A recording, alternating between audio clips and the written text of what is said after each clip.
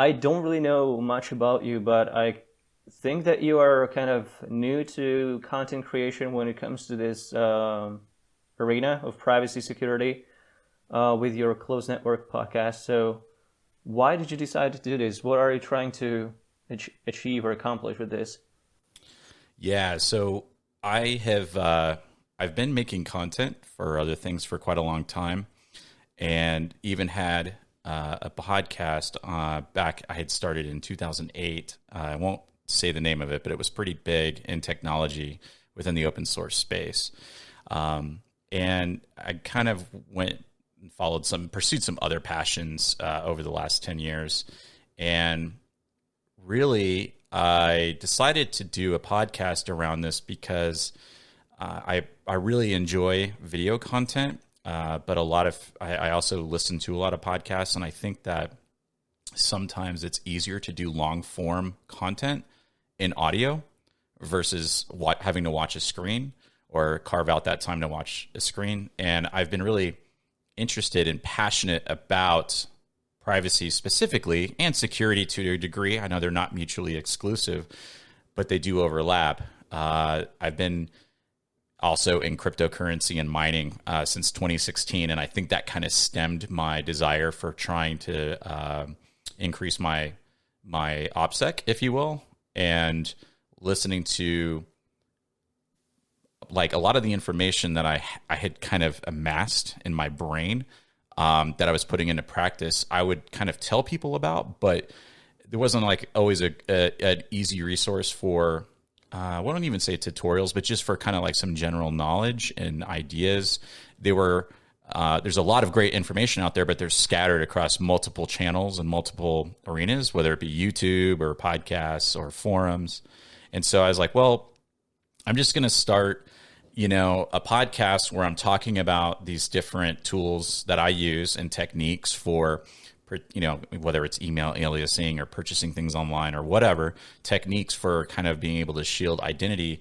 I'll just do it in an audio form and just put it out there. And if it, and my objective was to kind of, through the podcast, give small, digestible, like tips and kind of exercises that people could challenge themselves to do, that if they do these little things over time, they'll eventually find themselves much further down the road in protecting their personal identity and their personal data. And so I just started the podcast really only about like a year ago, a little less than a year ago, where I've been doing it consistently. It was probably only been in the last 6 months. And it's been accepted a lot faster than I thought it would, because it's a very niche topic. And I didn't know, how many people would be interested and would subscribe and listen and email me and leave reviews or anything like that, especially with it being audio form. It's not like one central platform like YouTube. They might be listening through any number of channels, like through different apps or podcasting 2.0 or whatever. So it's really hard to know who's listening because you don't have a lot of metric data. I get some from Spotify, but yeah, it's basically it was kind of just an ad hoc thing to do. I was like, I'm just going to do it. And yeah, this is where I'm at so far. So why do you even care about privacy? Don't you know you have nothing to hide? Yeah, I don't have anything to hide, right? I think and that's a challenging question, I think, for like if you're just asking it in general, like why do you care? What do you have to hide? And for me, it's the idea that when I have a conversation with somebody, or I'm conveying ideas, with a small group of people or one-to-one, like we're having this conversation right now, it's nobody's business what we're discussing, when we discussed it, how long the duration of the conversation was, and what the content was. It's not a matter of whether or not you're doing anything wrong. It's, to me, that conversation has been selected by those individuals to participate. And when you have a third party participating passively, it's a gross violation and overreach of your individual right to privacy. And I do feel that privacy is a right, is at an individual level, meaning that, I kind of ask people, why do you have blinds on your windows? Why do you have a curtain, to hide things when you go into the bathroom, or doors in your house? It's like, privacy is just kind of an innate feeling, an innate right that I think most people possess it just like a fundamental level. And the lines get really obscured with technology. And I think that for me personally, it's more about, I find myself in the past, and still to this day, and other people have told me this, that they find themselves censoring and filtering what they say, depending upon the environment, because of technology, right? So a conversation that you would have with your close friends, and you might feel more comfortable talking about things that would be controversial, whether it's religion or science or politics or anything. When you're in a public forum, you tend to not be so outspoken about those things, because you're not trying to piss anybody off, and you don't want to hurt anybody's feelings or whatever. But in private conversations, you're more free to express yourself and how you feel about things without any kind of backlash, because you're with these people that you kind of respect and know each other's boundaries and respect each other as individuals. When you add technology to the mix, especially with mass surveillance, it's like living under a full-time surveillance, like kind of this third party that you're unaware of, and how it's being used and analyzed it bothers me. And it bothers me because it stifles creativity, it stifles imagination, it stifles honest interactions with each other, being able to explore ideas and thoughts that normally should be totally fine, whether it's extreme or not, whether you're talking about communism or socialism or democracy or authoritarianism or any number of things. Depending upon, without understanding the context, certain individuals could be tagged as, a person of interest, or a potential terrorist or activist, or any of these things. And to me, it's like, when that happens, people stop expressing how they really feel. And I think that's what bothers me the most. Well, that makes a lot of sense. For me, it's a little bit different, though. For me, I look at it from the opposite side. For me, privacy doesn't fundamentally matter to me personally, or just as a concept. But if you imagine a hypothetical world where there's no privacy and everybody's equally transparent, then the first guy or girl that puts up some blinds, or discovers a cave that no one knows about and can hide there, then they have a significant advantage above everyone else. So we don't live in a world where we are equal. We live in a world where there are hierarchies, whether they are justified or not. And the main problem with this is that anytime there is someone above you in the hierarchy, which there always going to be someone, they can use any sort of information about you against you to prevent you from climbing up the ladder, to hold you down, to even throw you down. And it's a thing that's sort of like a necessity if you want to participate in a society. You sort of need to use this tool in order to protect your own position. And for me personally, that goes for things like relationship abuse or exploitation, and also government surveillance and digital surveillance or online surveillance by major corporations right now. It's like basically anything that you do can be quantifiable, and anyone that has that information in their hands can basically make decisions about you, but without you. You have no say in this. So that's kind of like my problem here. Well, I think I'm sorry. Oh, and I was just going to interject into saying it seems to be a one-way street with that, because companies don't have to be big tech companies that are storing this information are not transparent with their users, how they're being stored, how your data is accessed, but yet they want to kind of have this, like you said, the question of what do you have to hide. At the same time, it's like, we can't audit our own government. We can't audit our own systems that are the only way we know about them is because of whistleblowers, right? Like people who expose the truth.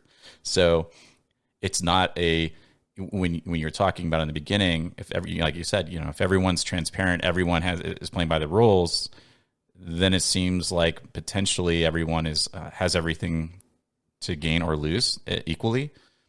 But that's not the world we live in, and unfortunately, I think that kind of drives people like ourselves to pursue ways to create that environment where you are comfortable sharing ideas and having conversations, or not exposing what you don't want to expose. Yeah, I think the best and most immediate way to understand why privacy even matters today is to look at how information is being used, and the most severe implication is with the decision-making algorithms that are being implemented in every aspect of our lives. And I've actually covered this on the channel as well a couple of times. And one of the best examples is actually health insurance or insurance companies in general, car insurance, life insurance, whatever, home insurance. They're basically looking at all kinds of data points, and some of them are even contradictory. Some insurance companies will regard you as a risk for them if you're single, but others will regard you as a liability if you are a married couple. So basically, no matter what you do, any sort of data point can be really used by some sort of clandestine algorithms or decision-making processes to basically like squeeze more out of you, more money out of you, to analyze you, profile you, so that they can make more money, they can make better deals, but you're always at the wrong end of the equation. So it's like it's a very unequal world, and privacy is the best tool that we have to equalize these things. Even among the richest and the poorest, privacy gives you that ability to regain some of your rights back, even if you are fighting against governments, or facing rather just governments or big corporations or incredibly rich billionaires. If you have privacy, if you have the ability to protect yourself online or in the real world, then there's a lot less they can do against you or to exploit you. And I think that empowerment of the individual and communities is something that we really, really need in today's world. Yeah, and it's interesting that people at the high levels, right? Like we'll use Mark Zuckerberg in this instance, will buy homes around his home to ensure no one is around him, to secure his privacy for him and his family. But if you don't want to use Facebook Messenger to communicate with people, it's like you're looked at strange, because that it's not a platform that has your best interests in mind, only that for the business model. And so if you are talking about anything that's even remotely considered sensitive by people who get to be the deciders, who you don't even know who they are, so they don't understand context of jokes perhaps or different things, you could be tagged as a potential interest point to keep an eye on or monitor. And again, most of those things happen at the system level because of an algorithm, but algorithms are built by people, and specific keywords or whatever are entered in by individuals who get to determine what identifies you potentially to be someone as fringe or extreme. And that is like blows my mind, because these are the same people who also, like I mentioned, will go to great lengths to ensure their own privacy, regardless, and they can afford it, because they have the money. But the poor saps at the bottom are subjugated to all of this, basically surveillance for no reason. And it really creates a class system. Like you mentioned with, the caves, right? It's like someone has the ability to hide and keep things to themselves. You start creating this, it goes to another level, but there's this like feeling of like there's this big brother, big, big tech, big government. They have all the power, and we're just the people, and we're basically just subject to whatever our options are. And in most cases, those options fall into some kind of duopoly, right? It's red or blue, whether it's the Democrat, Republican. If it's in politics, with mobile devices, it's an Apple iOS device or an Android device. In most cases, it's Mac or Windows. I know you and I use Linux, but I wouldn't consider that a mainstream option for a lot of people. Like, could be, and that's one of the reasons. That's one of the motivators for me to do the podcast, and I've got some other things I'm working on to help with some guides that make it really easy and digestible, because there are other options, but they're not talked about in mainstream because it doesn't benefit them. It doesn't benefit the narrative. It doesn't benefit their revenue streams. So you're never going to hear about alternatives to Facebook Messenger or iMessage or these different things from these companies, because that they start losing control over managing their users and being able to monetize them. And I think that's one of the second part of why privacy matters to me, is because I don't really look at it so much as like I am anybody important, that I have anything that the government or big tech wants.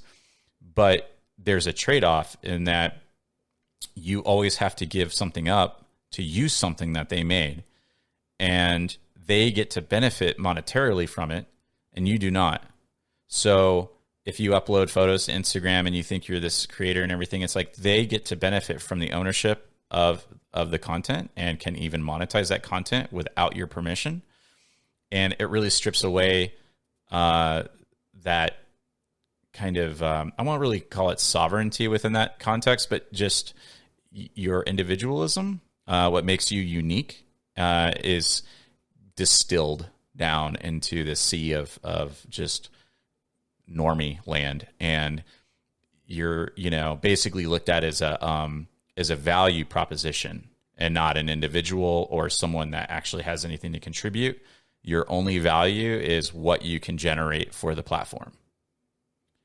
So you are part of the revenue model as a user, whether you're using Gmail or Instagram or any social media application, platform. It's like, oh, you're the creative, and it's all BS. Like, you are. You're the reason they exist. You're the reason why they have a valuation on their business model. And so that would be the second the second part of that for me is like, screw you. I don't want to be part of your revenue model. I want to do things differently. And plus, it's fun. It is fun to circumvent the system. It maybe not fun for everybody, but it's fun for me. It's definitely a motivating factor for me, is trying to, find a different way to accomplish the same task, so to speak. Yeah, that's that's something that works for me as well, because it is entertaining for me to be constantly going deeper and deeper into this rabbit hole, which never ends. And I think that's actually pretty awesome for someone like me that enjoys that. But I guess that a lot of people are just going to want to have that peace of mind that they are not being abused or exploited by the system that just that is not interested in their personal benefit. And I think I don't know. I think that, like, if you look at how things progressed over the years that we've had the internet, I don't know. I'm not really sure how to even feel about this, because it used to be the saying that if it's free, you're the product. But and that was opposed to like some privacy solutions where you have to pay for something like Proton Mail to host your emails, because it does cost money. And if you don't pay in dollars, you pay in your data. So you should not use Gmail or something that's free. But then, even if you pay, like you pay a lot of money for your Windows license, you pay a lot of money for Photoshop, for whatever else, for Apple products. but they are still collecting your data. They are still throwing you under these algorithms. They're still profiling you, and they're still advertising to you and using targeted advertisements that are really, really difficult, and they make it difficult for you to opt out of. And this is the most infuriating part to me, that even if you pay with your dollars, it doesn't really make a difference. You actually have to find a really proven alternative that actually works, that actually has a business model that is not beholden to some sort of public shareholders that can sway the direction of the company at any moment through a single board meeting. And that's something that I would love if it changed, because I want to have a model where I'm comfortable with paying some amount of money if I'm delivered a good product that doesn't abuse my data. And I don't know if we are going to get that, because Facebook once promised, I think it was back in 2017, that they were going to, or they would like complement in creating like a paid version of Facebook that wouldn't rely on the data. But years have passed, and I haven't used Facebook in many years, so I don't know if but I don't think there is any sort of premium version of Facebook that you pay for and you're no longer spied on. So, I actually wonder about this, and I don't know if you listened to this episode that I made for Patreon, but I talked about how I don't want to be a doomer anymore when it comes to privacy. So, are you?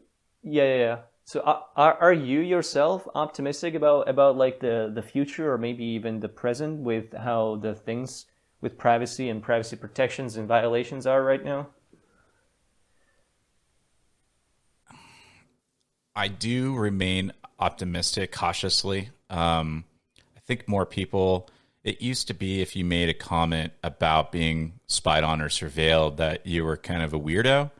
And now it's more of a punchline joke that everyone suspects their Alexa or whatever, is all spying on them and listening to them. How many times have you heard someone say, "Yeah, we were talking about something, and all of a sudden ads started popping up on my feed, and I've never searched for that before," and this and that and the other. So it's like I feel like we've kind of crossed a threshold of it's kind of understood now. You're not a weirdo or a conspiracy theorist if you acknowledge that there is a level of surveillance happening without your knowing.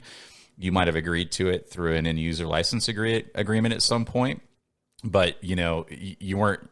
Most people would actively opt out given the choice. Like if it was very explicit, I think most people would opt out. Some people do like the curated ads and things I get that, but I think that just by the number of people making content and people consuming content around this topic, I feel like there's hope. But I also then kind of look at it from the 10,000 foot view and say, well, I think our population's doubled in the last 2 decades easily, maybe 2.5 decades. And so that number is a pretty small percentage of the overall population. So I want to be optimistic. I try not to be too dystopian about it, because I'm sure you probably know better than I do. Going down these rabbit holes, you can often feel like very defeated and like, why do we even bother trying to fight this? Because there are so many. It's such an uphill battle that it can be overwhelming.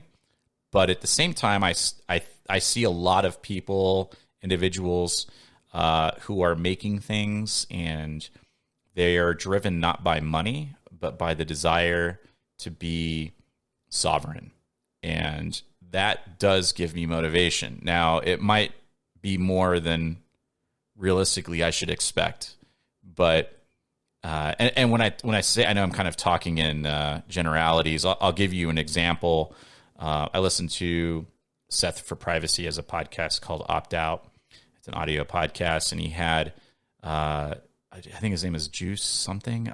He's one of the co-founders of Nextcloud, and he was talking about within the topic of like funding, you know, how do you stay funded? And they offer their software as free and open source. Nextcloud is basically an open source alternative that you could self-host to have like your own Google Apps kind of photos and file store. You could manage that yourself. It's basically your own cloud solution, and they make money mostly by selling support to large enterprise. I look at Linux as probably a really good example. Linux has always had an uphill battle, but they've always won within the server game. And because of that, like, will it ever be a desktop mainstream like operating system? Probably not. I think it's really good. I think it's come a long way, but most people don't even really care about the desktop as much as they used to. They're all using their mobile devices anyways. So I feel like that battle might be kind of like, sailing into the sunset. But from the server side, Linux has become incredibly popular and widely accepted and used. And it's probably, one of the largest open source projects on the planet. Meaning, when I say that, I'm kind of meaning the kernel and maybe Apache and Nginx and everything that powers the internet, MySQL and all that kind of stuff. So I think we have won some big battles, but on the personal level, on the individual level, it's fantastically complicated because there's such limited resource when you're competing against multi-billion or trillion-dollar companies that is really, really hard to compete against when you are small. I think that in order to excel, people need to start working together in some sort of collaborative effort. Not everyone is technical enough to set up a Linux server and install Nextcloud, set up a Matrix server, Mastodon, all these different things. You do have to be technical to do that. And I think that self-hosting is the answer to your question. And how do you break away? Like, how do you compete? But it requires a bunch of small collectives, if you will.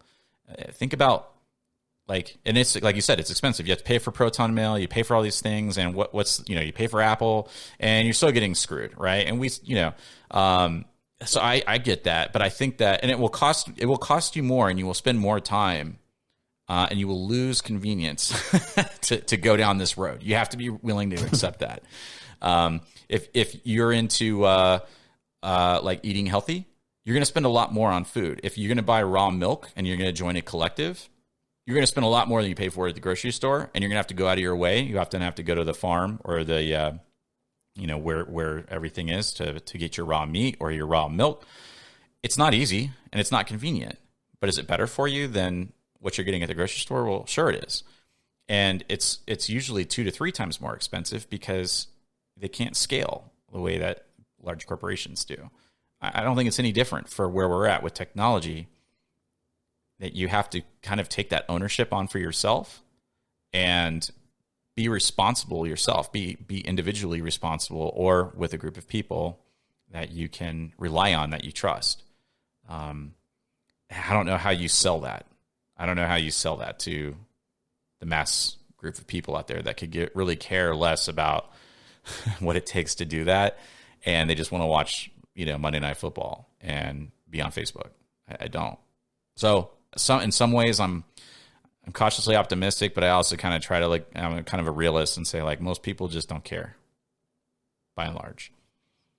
I actually want to know if we find a disagreement here, because I'm not so optimistic about the self-hosting part.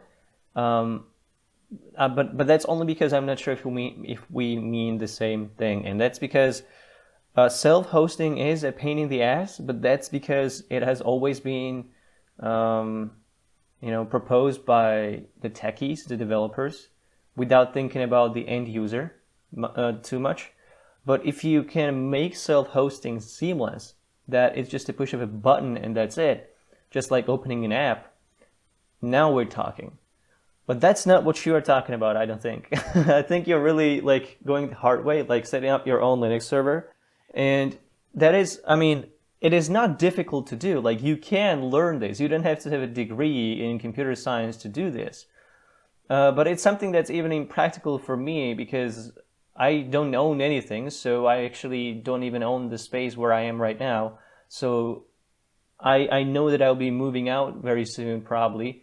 And I would have to be carrying my equipment away that I needed just for this Linux server, and I would have to be setting it up, and every time I'm offline, it's not working. So I'm seeing all these kinds, all of these problems that are there, and what I want is I just want to just open an app, and it does its thing. I don't have to think about it. I can do anything else, and it's doing what it's supposed to do.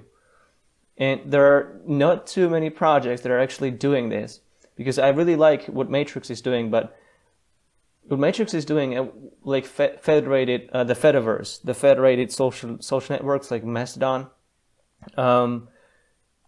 those are awesome, right? But the problem is that it's sort of, this decentralization is not, it's not that transformative.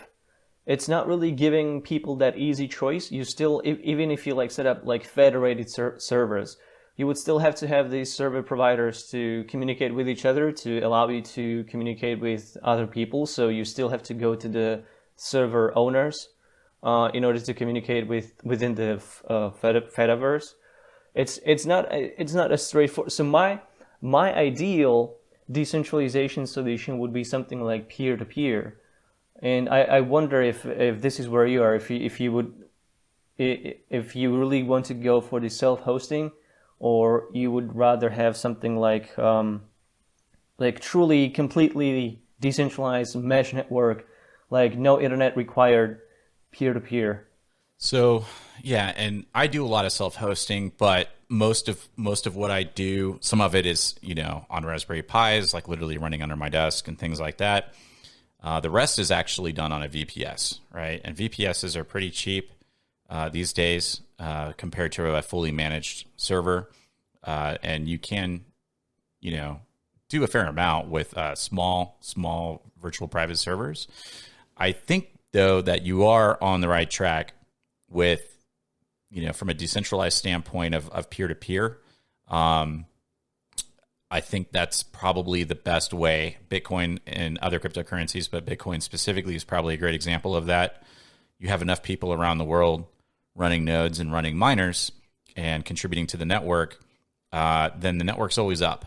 You don't have to, worry that it's going to go down. That isn't necessarily the best implementation for something like, file storage and all that, but Matrix and Mastodon are great examples where you can run your own instance, or you can just join somebody else's instance and maybe just contribute $1 a month or $5 a quarter or whatever it takes to pay for the overhead of the server. If it's running on a VPS or if it's running on a managed server or whatever, someone's got to pay for it, right? And if you're not monetizing people and you're not selling ads, you still have these hard costs that need to be covered. The crazy thing is, right, the disconnect for me is when people scoff at spending $5 a month for a VPS, but then will gladly pay $150 in combined services for all their streaming services between Spotify and Netflix or Hulu or whatever, without even batting an eye. They'll spend easily $50, $100 a month, YouTube Premium or whatever, you name it. Everything out there has a paid subscription model, just about everything.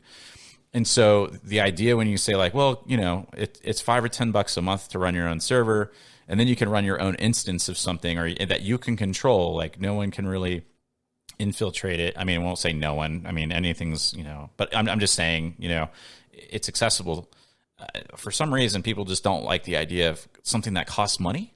And that's what blows my mind, right? It's like, well, Facebook's free and Twitter's free. It's like, yeah, it's not though. It really isn't. And so if there is something, or we can get to a place that makes it really easy to deploy your own space, and maybe you contribute by contributing processing power or memory or bandwidth instead of just paying money. And I think that's where a lot of these like I hate this term Web3, but it's kind of the concept of what Web3 is. I Yeah. don't even, it's like, I hate the terminology, and I think most of it's kind of dumb. But I have seen some projects out there that kind of embrace the concept of peer-to-peer, whether it's Wi-Fi network like Helium, or VPN services, which are basically completely decentralized. And I'm not talking about Tor. I'm talking about separate networks. I'm not even talking about I2P, but they're built fundamentally on those concepts, right? Where it's like, well, if everyone just contributes a little bit of processing power, like a Tor relay node, right? By running a Tor relay node, you're contributing to the solvency of the network, and all you're doing is running a little power, giving up a little bandwidth. I think that those kinds of concepts are a lot easier for people to process and be okay with than, say, just spending more money on stuff. So that's my long-winded way of saying, yeah, I think you're on the right track. I think there's a hybrid, right? It's kind of like energy. There's no one energy solution, right? It's a combination of wind and solar and thermal and all that kind of stuff and hydro, but no one thing is going to solve the problem. That's I think is the most realistic scenario here. I don't think there is one single solution to all of our problems right now, but I do have a sort of like utopia that I would like to imagine, and that would happen one day, because I think that the technology could be there at some point. It's not there yet, but it could be, and it'll basically be that if you just grab all of the central algorithms, like, you have a news feed and you see it's a global news feed and you see everyone's information, everyone's posts are in there. You scrap that and you go back to the 1990s internet, but with the 21st century technology, speeds and everything. And you have your phone, nice, fancy phone, very fast. And in the background, it's constantly running and connecting to the peer-to-peer network that can function off the grid, because there are so many devices, so many neighbors, and everyone has this technology on it that it doesn't even need internet service providers. And you have like your own profile there, maybe multiple ones. You have one for work, one for your friends, one for your OnlyFans, and it's all on your phone because the storage is limitless. And people just subscribe to you, and you subscribe to other people, and you see the content of the people that you subscribe to, of their profiles, but you never see any sort of global newsfeed algorithm or newsfeed that is filtered or curated by an algorithm. Yeah, I don't know if you can imagine what I'm imagining right now, but this is some sort of like a... Yeah, I can visualize it, and I am totally on board with something like that. I mean, it's kind of taking a lot of elements from things like Reddit or Twitter. I mean, in this case, it might be something like, Mastodon or something. You can follow just your timeline, people who are on the server. You can follow the federated. You can kind of go outside if you want to and follow individual people. Like, the one thing that irritates me about Twitter is, no matter how much you try to curate who you follow, you're going to see all sorts of other stuff that you don't want to see, because Twitter's saying so-and-so that you follow liked this, so we are putting it in front of your eyes now. I'm not even talking about the paid sponsored, tweets. I'm talking about just the junk, like someone liked somebody else's thing that I don't care about, and now I have to see it. That just becomes more clutter and noise really quickly. So it becomes really hard to curate content for what you're interested in.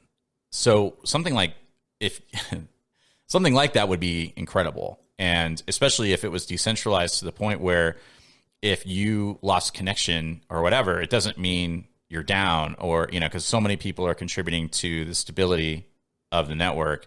And it also makes it really challenging to censor, because that's like another big component is I don't want the system to be censoring, or an individual to be censoring the narrative of maybe a news story or something that's popular going on in the world. And I just want to see the raw information and make my own, do my own analysis and my own research. I think most people are already conditioned, though, to be told what to think. And so they get lazy, and so the adoption part is the challenge, I just call it how it is. Yeah. I mean, people regurgitate the sound bites, and they don't even read the articles. They see the headline and start making assumptions and commenting on things. It's like, you didn't even read the article. Like, how do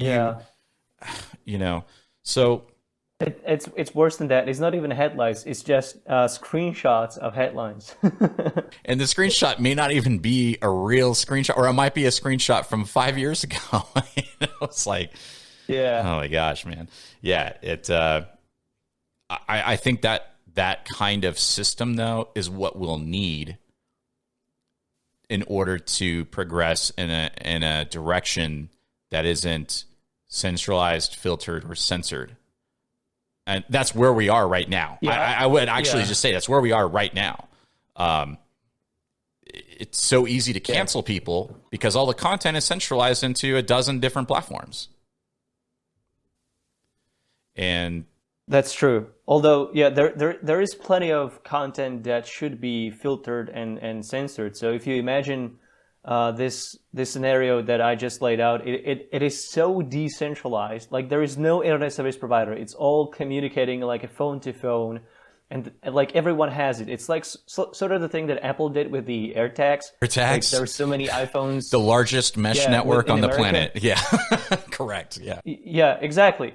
But if you did this with something that's actually good and not a surveillance network, but something that's like, imagine if everybody had Briar on their phone built in, and every single phone that exists in your city, or like half of them at least, are on this network, then you can communicate like instantly, and you can have this completely decentralized, uncensorable, if that's a word, network. And there'll be a lot of bad stuff in there because people are always going to be abusing this. But the beautiful thing about this is that you are in control. So if there's anything that you don't like, you can completely block it out of your life, and it's totally up to you. Nobody would be able to force it up on you, because it's your device, and you decide what gets to go through your device. But maybe I'm just imagining like Utopia that will never exist. But this is how I like to imagine it. Yeah. I actually really like that idea. I mean, because then it's the individual who's saying, I'm opting out of your crazy content or whatever. I don't want to see it. And then more people will do it. No one will see it anywhere. No one's sharing it. Yeah. So just kind of referencing back here, I do like this idea. And if there's a way to get there, the thing of it is, I think it's going to take a while to get to that point, just because you need adoption. And if I look at things like Matrix or Mastodon, they are, and even things like PeerTube or Odyssey and some of these other alternative video platforms, podcasting 2.0, I feel like we are moving in that direction. I feel like there's a lot of people with that vision and that have the engineering background to build out a lot of this infrastructure. It's not quite as slick and sexy as and simplified as maybe something like using Skype or Facebook or Zoom or some of these different tools, but we're getting there. And I feel like there is going to be more people investing into that kind of a future that's free from a centralized point of censorship or control or surveillance. But it's probably not going to be on a timeline that you and I wish would happen. It's probably like a 5 to 10 year type of thing. I think eventually people will, because the reason why I say that is if you look at the demographics of people who use, say, like Facebook and Getter and some of these other, whatever platforms versus the younger generation who do use social media apps like TikTok and stuff. But I'm talking like, the 15 to 25-year-olds right now, they don't use Facebook. They don't, and they're more aware of the surveillance, the mind control. They get it. They get it more than probably anybody. They understand it. So I think it's going to be them, that generation of individuals that opts out of all this big tech stuff. When I say big tech stuff, there's a lot of them still use iPhones and shit, but what I'm saying is this. I think I like the idea of not being told by old people what to think and do. And so, I would like to propose a timeline here, because this actually does make more sense, but maybe it's just me. But hey, how quickly people moved away from TV to the internet, that was pretty amazing. Like over a decade, like you had Google and Amazon and e-commerce and all these stuff. And then 10 years later, you had all these social networks, and now they're so ubiquitous that everyone is using them. And now, like, everyone's signed up for Facebook, but then TikTok came in, and now everyone is on TikTok. I think that the benefit of this technology, this like pure peer-to-peer technology, no central servers, nothing, just device to device, is that it is insanely cheap. Like, there are no running costs. You just develop the project and it just runs itself. Like, you will always have to maintain, and you will always have to have some, really good engineers and coders and UI designers. But those people could very well be paid just by donations that millions of people could freely donate if you had tens or hundreds of millions of people on this network. And if you imagine that there is actually a good value proposition here for a general user, so you're thinking a lot about people who would need to opt out and be resilient against this centralized model, but it could very well be, hey, I'm looking for a feature that allows me to choose what I want to subscribe to. I don't want to be thrown all of these ads at me. I just want to have my content and nothing more. And here's the thing. None of these centralized networks are ever going to be able to give you this value proposition, because with the peer-to-peer network, you can still keep it free, as in free beer, free of cost to the consumer. And you still don't have that cost to the developer, because they don't have to maintain any servers. Facebook and Google and all these platforms, they have to pay incredible amount of money to maintain their own infrastructure. And anytime something bad happens, they are losing billions of dollars. This is not a thing in a peer-to-peer network. So a peer-to-peer network like Briar or Cwtch will be able to give you this pure, like, social experience online that is free of ads, free of algorithms, you're in complete control. This is like Block, but all over again. And I think people would love this. I think there will be a lot of people who realize that, I don't have to actually surrender to ads every 5th post. I don't actually have to see ads on my file explorer. I can actually have this beautiful interaction with all of my friends, the people I want to follow, and all the groups that I want to be part of, and no one is watching. And I think this would be an amazing proposition. Maybe I'm too optimistic. Maybe I'm bloomer, but it makes sense to me. And maybe I'm really stupid, but I don't know. Let me know what you think about this.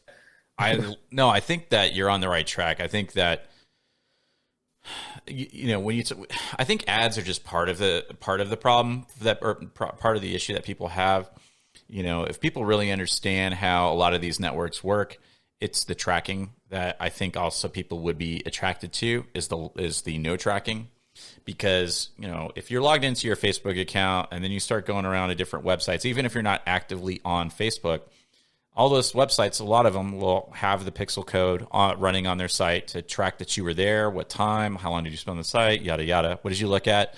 And that all goes back to the system. So, they can use that however they want at that point. And I think the idea of being able to cruise around, interact, and not feel like you're being cross-tracked across different properties, whatever it may be, you're going to have some kind of web page, some kind of something to look at to consume this content, is really appealing to people.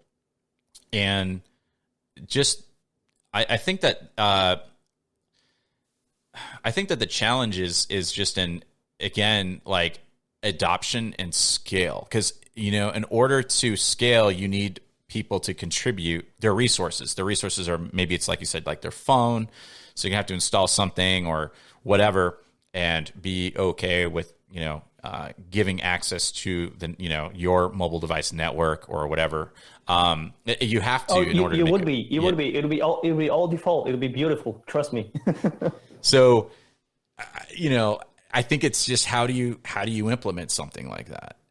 Is probably the biggest challenge. And I think, like I said, I think there's variations of this implementations that exist today, but within very finite use cases, niche use cases for, whether it's I2P or Tor or BitTorrent or Bitcoin, with blockchain. It's like these things kind of exist.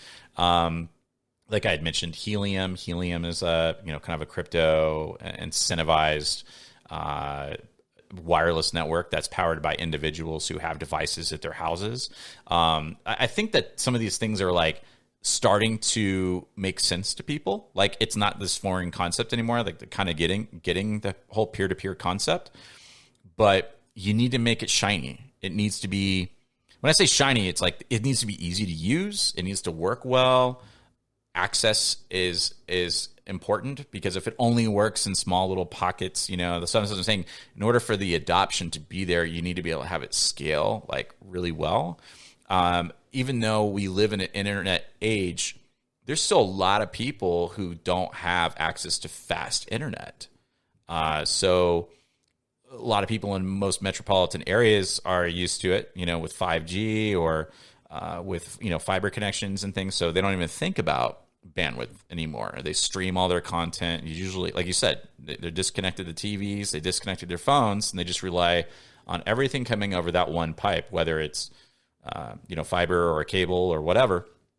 And I think it can't take as long as that has taken. But I love the idea. I'm on board. Let me know where to contribute. Because you gotta. So yeah, go ahead. I was gonna say, you gotta brand the shit out of it. You really do. I think that's the other part is a lot of things that are decentralized seem really foreign to people. Like if you ever try to have a normal conversation, like a normie, about how Bitcoin works or Tor, it's kind of fantastically complicated to understand at a really deep level. Now, it doesn't mean you have to understand it to use it. I'm just saying the concept needs to be really like not scary to people. Yeah. You are 100% correct about all of these things, and I don't know. I'm even surprised by how optimistic I am. But really, I think this is possible. I think it is, because you're talking about like Bitcoin and Tor. But if you want to really contribute to the Tor network and not just use it, you actually have to go out of your way. But like if you imagine this imaginary, magical utopian setup, it'll be by default like every single installation of this peer-to-peer application would immediately use your device as a routing mechanism for the entire network, and it'll be completely trustless. So you would not have to worry about carrying some content that might put you, into some sort of troubles. It'll be zero knowledge basically, and so nobody could hold you liable for the content that you are actually transmitting over your phone. You could only be held liable for the content that you yourself are putting out there. But that's for the legalities of the future. Who knows what it's going to be? But for the technicalities, yeah. But for the technicalities, I think it is possible to actually do this in a way that is truly user friendly. Like it's just one-click install, and you can just use it straight away. You don't have to actually set up anything. The only problem here is really storage, because if you're trying to host all of your content, then we are gonna talk about like multi-terabyte storage solutions that will need to be easily transportable, also connected to the network, and somehow, also as easy to operate and maintain as the app itself. But I think this is possible, and I've been reading about this in some projects, mostly This is coming from Cwtch and Briar, and I want to talk to these people, and I want to contribute. And if this is real, if I'm understanding this correctly, and it is possible to actually do this, then I'm throwing all of my weight behind this. I'm really going all in on this. I'm YOLOing into this. I would be 100% on board. Like I said, it's all about branding, because again, even though like you really have a clear vision, and I understand your vision, and I'm like really excited about it. In order to get other normie type people, when I say normie, I don't necessarily mean it in like a mean way, right? I'm saying like non-weirdo. Like I'm the weirdo here. You're the weirdo here. Like, thinking about this, going down all these rabbit holes. That's like not what normal people do. So when I say normie, I mean like the non-weirdo, right? The everyday normal user.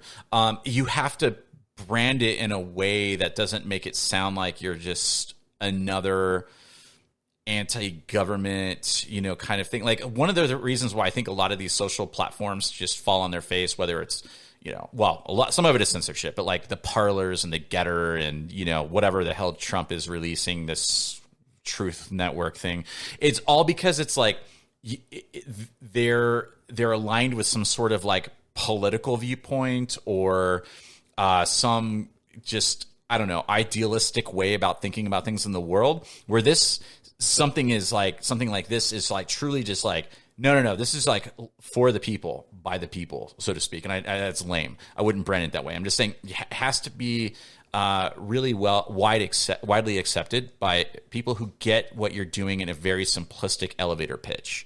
And I think that people are coming around. Look at the success so far of like Substack, right? Where it's like, hey, I can just contribute to people who are doing all the work and read their content. Like, that's great. Medium kind of was doing that. There's Steam and whatever, all these like previous, blockchain based like current cryptocurrency. I think that this type of thing would work if you did not try to wrap some sort of cryptocurrency into it. It has to be its own thing. And maybe there's, some sort of reward system for people that contribute resources by like a cool badge or I don't know, some sort of gamification. People love that crap, right? But like you can't don't make a cryptocurrency out of this, please, for the love of God. Like let it be its own, just its own sovereign space, And I would totally get behind something like that. And if you have any inroads to the people at Briar or Cwtch, like I would love to, participate or at least observe and just understand what it is that they're doing and does it scale into those arenas, as far as the storage. This is definitely one of the most exciting things in my lifetime for sure, because maybe I'm over exaggerating this, but I really think that this is like really transformative technology that's actually going to bring something new, because with the Web 2.0 or basically like social media, we kind of like made several steps back, and it didn't really make sense for us to, the internet was supposed to be all about self-hosting and all about decentralization, and it went into re-centralization really fast. And it is pretty much indistinguishable from TV. You get all of your content from basically like maybe 5 or 6 biggest websites today, and it's Google, Amazon, Microsoft, Apple, and I don't know what else. And it's not good. It's backwards. And I think that this dinosaur thinking, this is like. You have to think about it. All of this technology that we have today with the social media stuff, this is 20th century people, 20th century mindset using the 21st century technology. So I think what's going to happen is that the 21st century people are going to have the 21st century mindset, and they're going to replace the dinosaurs from the past with the 21st century technology and their new thinking. And I don't know. It sounds weird when I say it like this, but but I think that the change the change is out there, and I think we have to. It makes a lot of sense. It does make sense. Yeah, because right. like when my first introduction, and I had an older brother who was a techie, right? And he's about 10 years older than me, so I was exposed to kind of like even like things like Linux and stuff at a very early age, young, right, at a young age. And me and a buddy of mine in high school ran a Galacticom bulletin board system, and it was a lot of fun. And we had eventually a modem bank of like 8 lines coming in. I was convincing my parents to have more lines put into the house. It was crazy. People were mailing in checks to support it, and we weren't like connected to other servers in real time. We would dial into other systems at night, and we would exchange information mainly for the forums and email, whether they were running a Wildcat server or BB at Galacticom, whatever. And then, we kind of started centralizing to like ISPs, and AOL was a big one, right? And it was like AOL, you would connect to AOL, America Online, and you had the ability to go out like onto the internet, but most of it was kind of on their platform, like news and different things. You could use Instant Messenger. And it was like this explosion, because then it was like, oh, we don't really need to dial into this like platform. I can just connect to a provider, and then I just go out to like the web and do whatever I want to do. And it was very, like you said, decentralized in the sense where people were running these servers, they were building their websites to, so people could visit and consume information. And then, somewhere around the mid 2000s to late 2000s, I say like around like 2015, maybe even as much, even before that, I guess like maybe YouTube, when did it kick off? Like 2008 or 9 or something like that, is kind of when things started to kind of shift back to like, well, I'll join these social networks, and, and now, like, you're right, everything's been consolidated down from news to interacting and communicating and video content and even TV. It's been consolidated down back to now we have like 20 AOLs providing information, right? People don't really, I mean, it was cool back then. Everyone, people would have their own blogs and their own spaces where they write their journals and share information. And now everyone writes their journals and writes whatever on and micro spaces on like Twitter or, on Facebook or something like that. And they don't really host like their own space anymore. And I think that moving in this direction puts us back to the original ethos of like what the internet was envisioned for. And this kind of technology would point us back that direction. And I say power, but it's like, it is power. Take the power away from like a small handful of multi-billion and trillion-dollar corporations, and give it back to like the people that are. It's the easiest way to like help other people too. Like, you're empowering and giving access to people, to other people, individuals, a gateway, if you will. And you mentioned Tor. It's kind of a pain in the ass to set up a Tor relay node, but I do it. I run a couple Tor relays because I want to contribute to the network, but it needs to be way easier, right? And it needs to be a lot simpler to do that. And by doing that, and people, listening to this in the US are like, why would you run a Tor relay server? Because there's people in other parts of the world where their internet is censored, it's filtered, and they can't even access certain information. When you have funnels of control like that, you can choke off information to people that you don't want them to see. And something like this would really break a lot of those barriers. And even ISPs in the US filter stuff. ISPs do it. Yeah. They're notorious at it. All those DNS lookups are going through your local internet provider, and they're kind of like the gatekeeper for, your content. Some are worse than others, but this kind of takes all those players out. It would be incredibly disruptive, and you'd probably be a target, I'm sure, of it, by corporations, which, is a threat. It's a threat to their business model. It is a threat, because now that I think about it, back in the 1990s, there was actually a war. There was a hacker war between the people that were actually promoting this sort of free and decentralized internet. It started before the web was invented, and it continued throughout the invention of the web. And it was definitely before the internet became commercialized, because the commercialization of the internet happened in the mid 90s, and especially after the Telecommunications Act, which I think passed in 1996. But before that, it was really, these people setting up like their boards or blogs, and it wasn't. It was really people communicating directly with each other. But the problem was that these corporations, and it was actually if you remember, Baby Bell corporations, the former AT&T, before it was reconsolidated. So they were actually fighting with the Secret Service in the United States to actually go after these people, go after these young. They were called hackers back then, but they were not hackers as we understand them now. They were actually just they were just like computer nerds. And they actually went after them, and they used all kinds of dubious laws back then to claim that they are doing some sort of property damage or some sort of infringement of their intellectual property or whatever.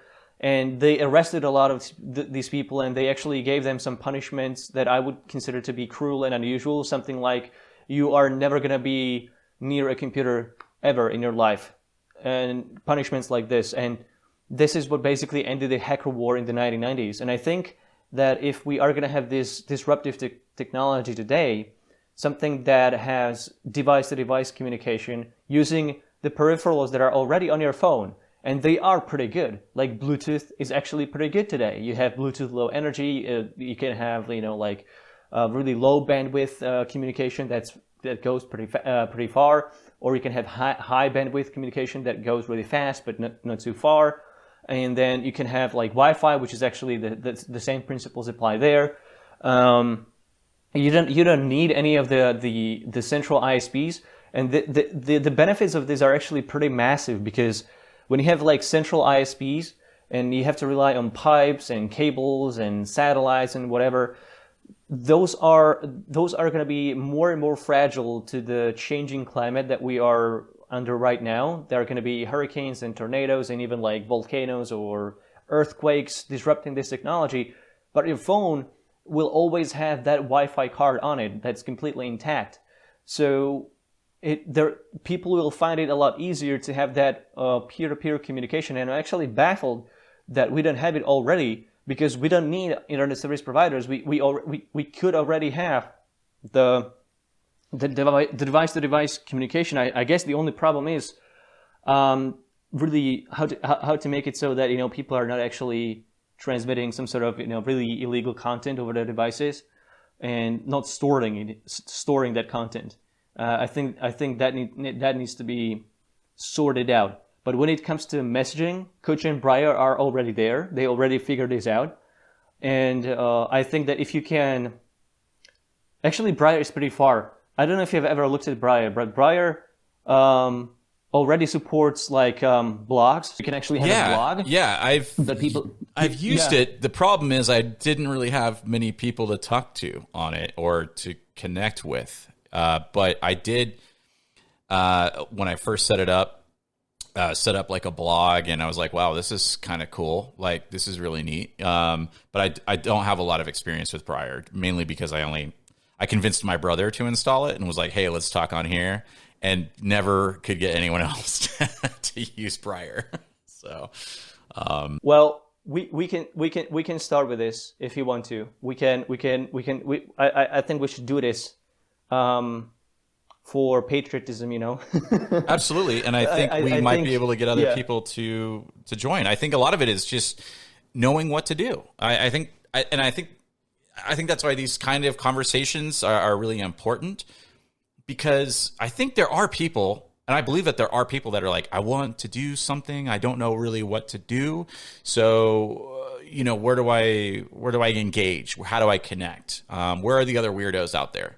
And I'm fully on board with like doing testing, whatever, like playing around with stuff. I'm a tinker person, so I set up things for fun just to do it. A BTC Pay server, Mastodon server, I set up a Ntwrks server, which is like your own open source search tool. Will anyone use it? Probably not. Will I even use it? I don't know, maybe. But I want to know how to do it. So I think there's other people out there who even if they don't know how to set stuff up like that, they'd be interested in trying it out. Especially if they can just download an app and get connected. They just need to know where to go. So I think advocacy. That's why when I say branding, like branding, but also advocacy, like that is really what would make something like this. Like it has to get traction somehow. So someone's got to be the weirdo standing on the corner at a busy intersection with a bullhorn, saying like, hey, Cwtch, try this out. Look at this, like, without looking like a total freak or something. But.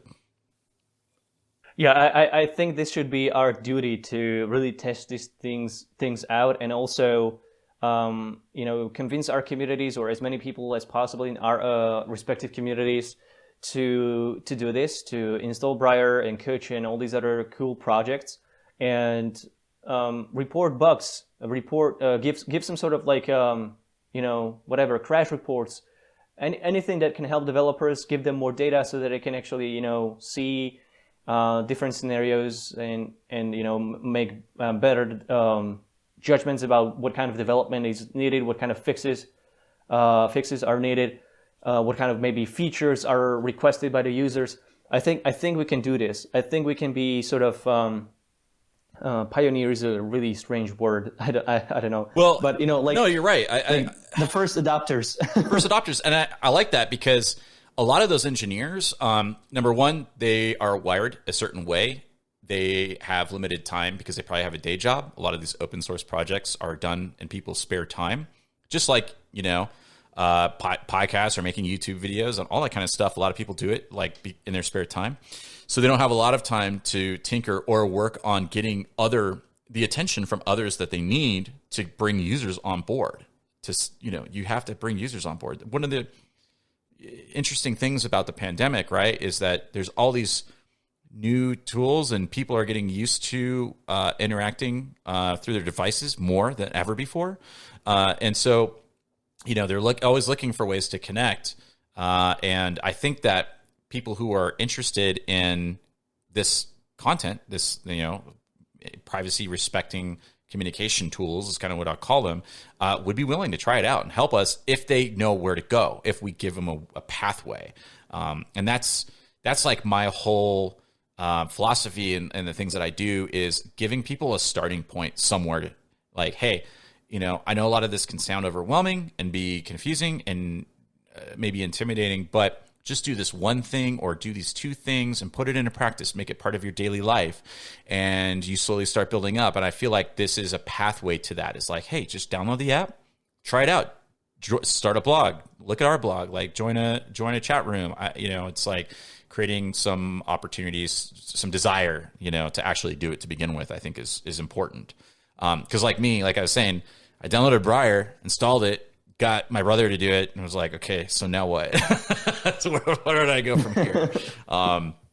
And now it's just another dormant app on your phone, so it needs to be, I think one of the best things that's happened to privacy is Signal, right? And I know you have your opinions about it. I do as well, and having to divulge, your mobile phone number, but it's at least a very easy entry into the world of privacy respecting and end-to-end encrypted application use. Now it's, let's take it further. This is where things like Session and Briar and stuff, it's kind of the next level. But now we just need that adoption to scale performance and growth. So let's do it. I'm down. Let's make everyone a nerd, Yeah. So you did mention Signal, and that's a good point because Signal is really excellent when it comes to privacy and security. They really made everything right when it comes to that. But my problem is that I don't really see Signal as a long-term solution, because Signal, as great as it is, it can be taken down, it can be censored, throttled, filtered, it can be removed, it can be compromised eventually. And That's only like my long-term problem. Like, yeah, we can use it now. We can have it as it. Yeah, it's sort of like a Silicon Valley solution that. Yeah, go ahead. Sorry. No, I was just going to say that it's a Silicon Valley solution to the Silicon Valley problem, and I don't think that the solution is going to come out of these folks. I think that the solution is going to come out of people who are completely antithetical to anything that's coming out of the Silicon Valley and the big tech right now. Because Signal is really just a product of like it has a billionaire funding, and it's a great app. I really love the fact that I still remember the days before Signal became so mainstream, where I like one of the first messaging or encrypted messaging platforms that I used was actually Pigeon over Jabber or XMPP. I used the same thing. Yeah, Pigeon on or Jabber. Use the Jabber protocol XMPP. Yeah. Mm-hmm. Yeah. And that was a real pain in the ass because you had to set up all those extensions and all the other things just to have a secure communication with someone, and then they had to do it as well. And Signal really did away with all of that, and that's awesome. Pigeon even had an integration with Google Talk back then, which has been dead for a long time. But Google Talk, Pigeon, and Google Talk had this feature called I want to say it was OTC or something like that, which was like or OTR, which was off the record. And allegedly, yeah. Do you remember that? And so it was like if you wanted to tell you something, if you want to talk, you're talking to your buddy or something, and you're like, I don't really want anybody. You're not. It's like you might be talking about like what you did last night, and you maybe did some hood rat stuff, and I don't know, whatever. But it's like you went OTR off the record, and it was just like Signal is the current OTR off the record type of thing. But I agree.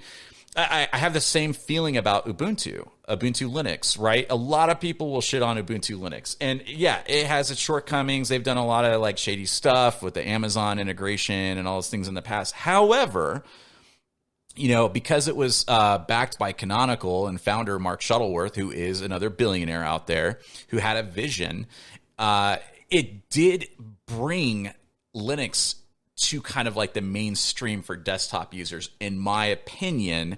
And I was very heavily involved in the community and open source community back then. And I saw it and I was like, man, I don't know how I feel about this, but at the same time, it brought a lot of exposure to Linux as an alternative solution for desktop. And there in part also highlighted a lot of open source projects and software applications and things like that. So I feel like Signal kind of has its own like shortcomings, but it also highlighted like, hey, we should use alternatives to SMS for sure, which we know is not encrypted at all, and iMessage and or Facebook Messenger or WhatsApp. Like let's get off these centralized communication platforms, even though Signal is arguably semi-centralized to a degree, but I feel like it highlighted the concept that there are alternatives that are safer. Are they 100% like the best solution? Definitely not. But are they way better than using iMessage or SMS or something? 100 times yes. So what's the next stage, right? What is the next step? What's the next leap forward? And I think that's kind of where the intersect is, where we're at right now. Is getting people okay with the idea of like, hey, try some new stuff. Stop being a lazy SOB and like try some new stuff, and get involved. I think activism is like a kind of a big part of all of that. If you want to see change in the world, you have to be a part of it. You have to get out of your chair and participate. It's just, one of the things I talk about on the podcast is like, hey, these things are great. I talked about the Earn It Act. I said, contact your congressional representatives. If you're in the United States, contact your congressional representatives and your senator and your governor. The Electronic Frontier Foundation makes it really easy to email them, find out who they are, send them an email, and get their phone number and contact these people. They need to hear from you and what you feel about this stuff. Everyone's so complacent that I'm not trying to like just blanket like throw blame out there. I'm really not trying to do that. I know a lot of people are active, but we need more activism. And by using open source software and contributing to projects. And when I say contribute, it doesn't necessarily mean if like, oh, I'm not a coder. Like, you don't have to be an engineer. Participate in being an end user, submitting those bug reports. Maybe you're a graphic designer. Maybe you can work on putting some graphics together and marketing materials. Maybe you can work on documentation. Maybe you can just, be an advocate for other people to use it and try it out. There's a lot of ways to be an activist without being like some hardcore person or a developer, or just always, throwing money at something. I think people don't always know what to do. So giving them a pathway into a project like that, especially like with what Briar's doing, I think will be really helpful, because people just need to be directed.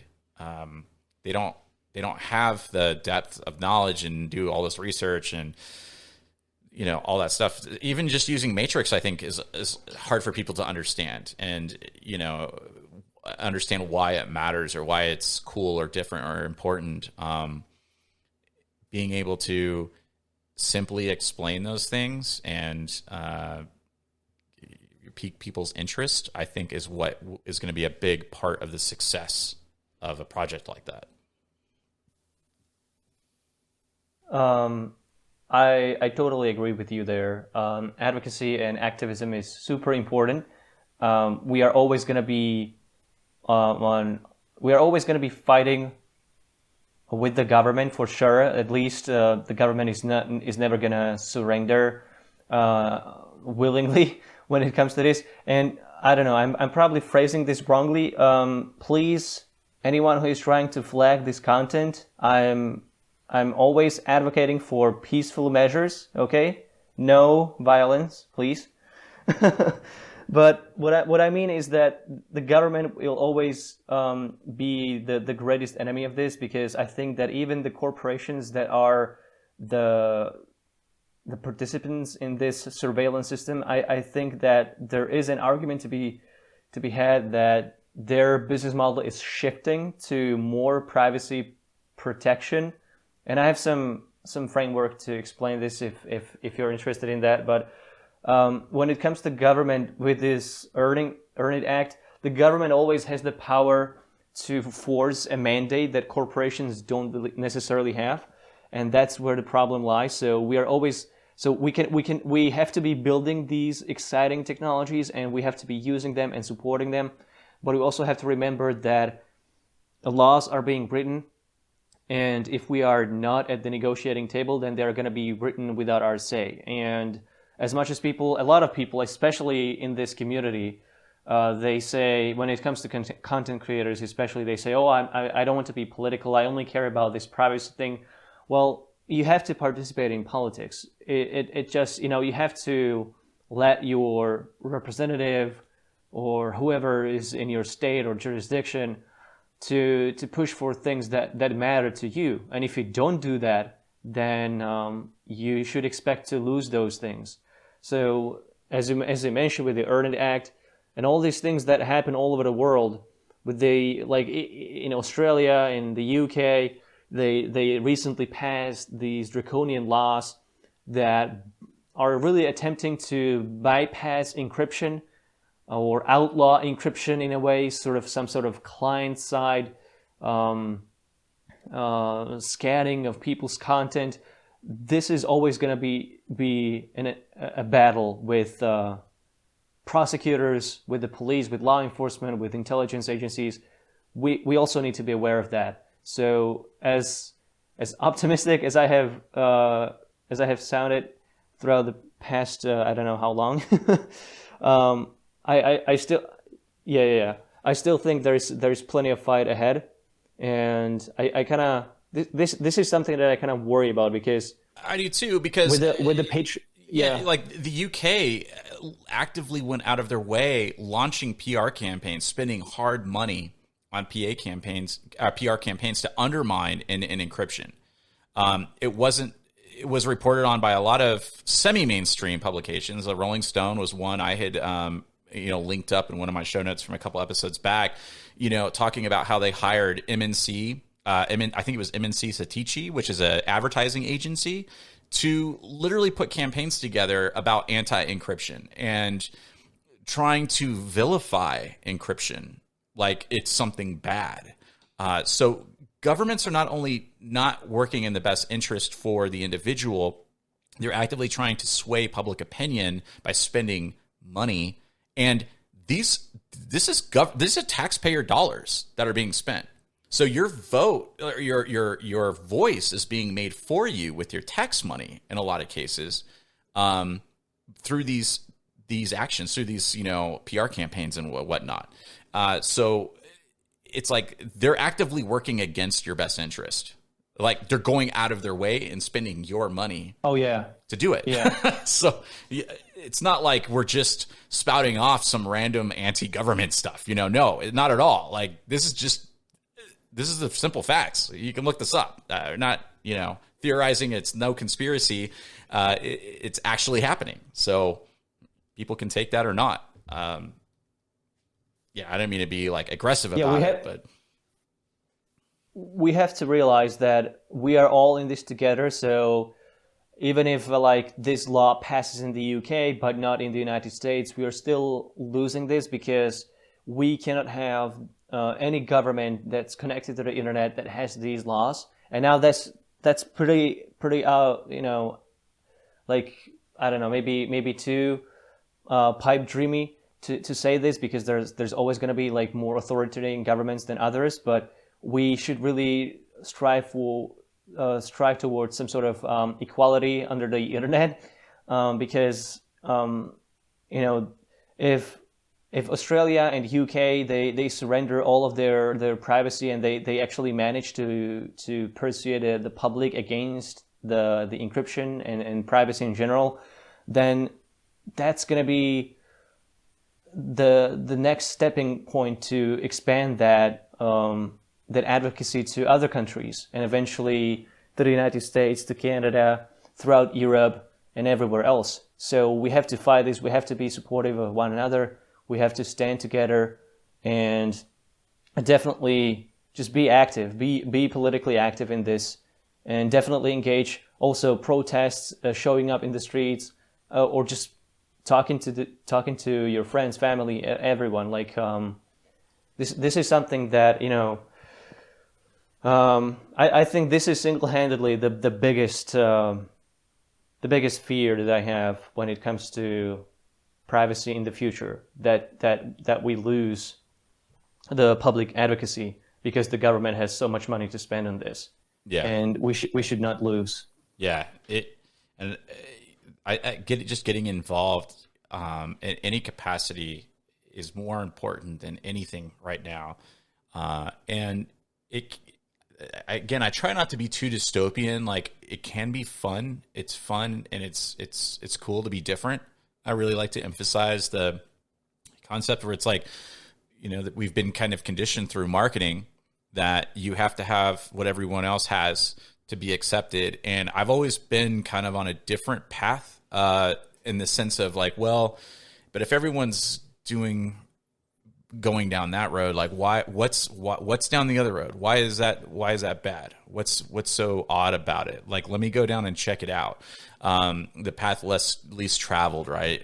That kind of mentality. It's like, and I think that if you make it, like, if you can explain it or people understand, like, no, it's actually cool to be different. It's fun to be different.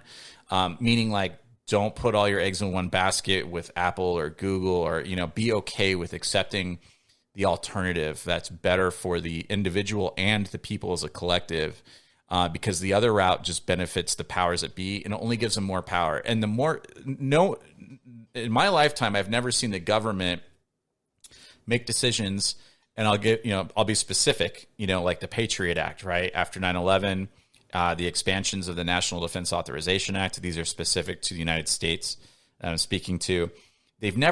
They're always supposed to be temporary. Like, well, we're just doing this temporary measure so we can find the bad guys.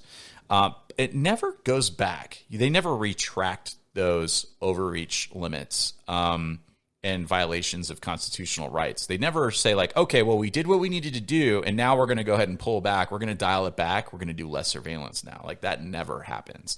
And I don't want people to think that this is just about surveillance. It's much more than that.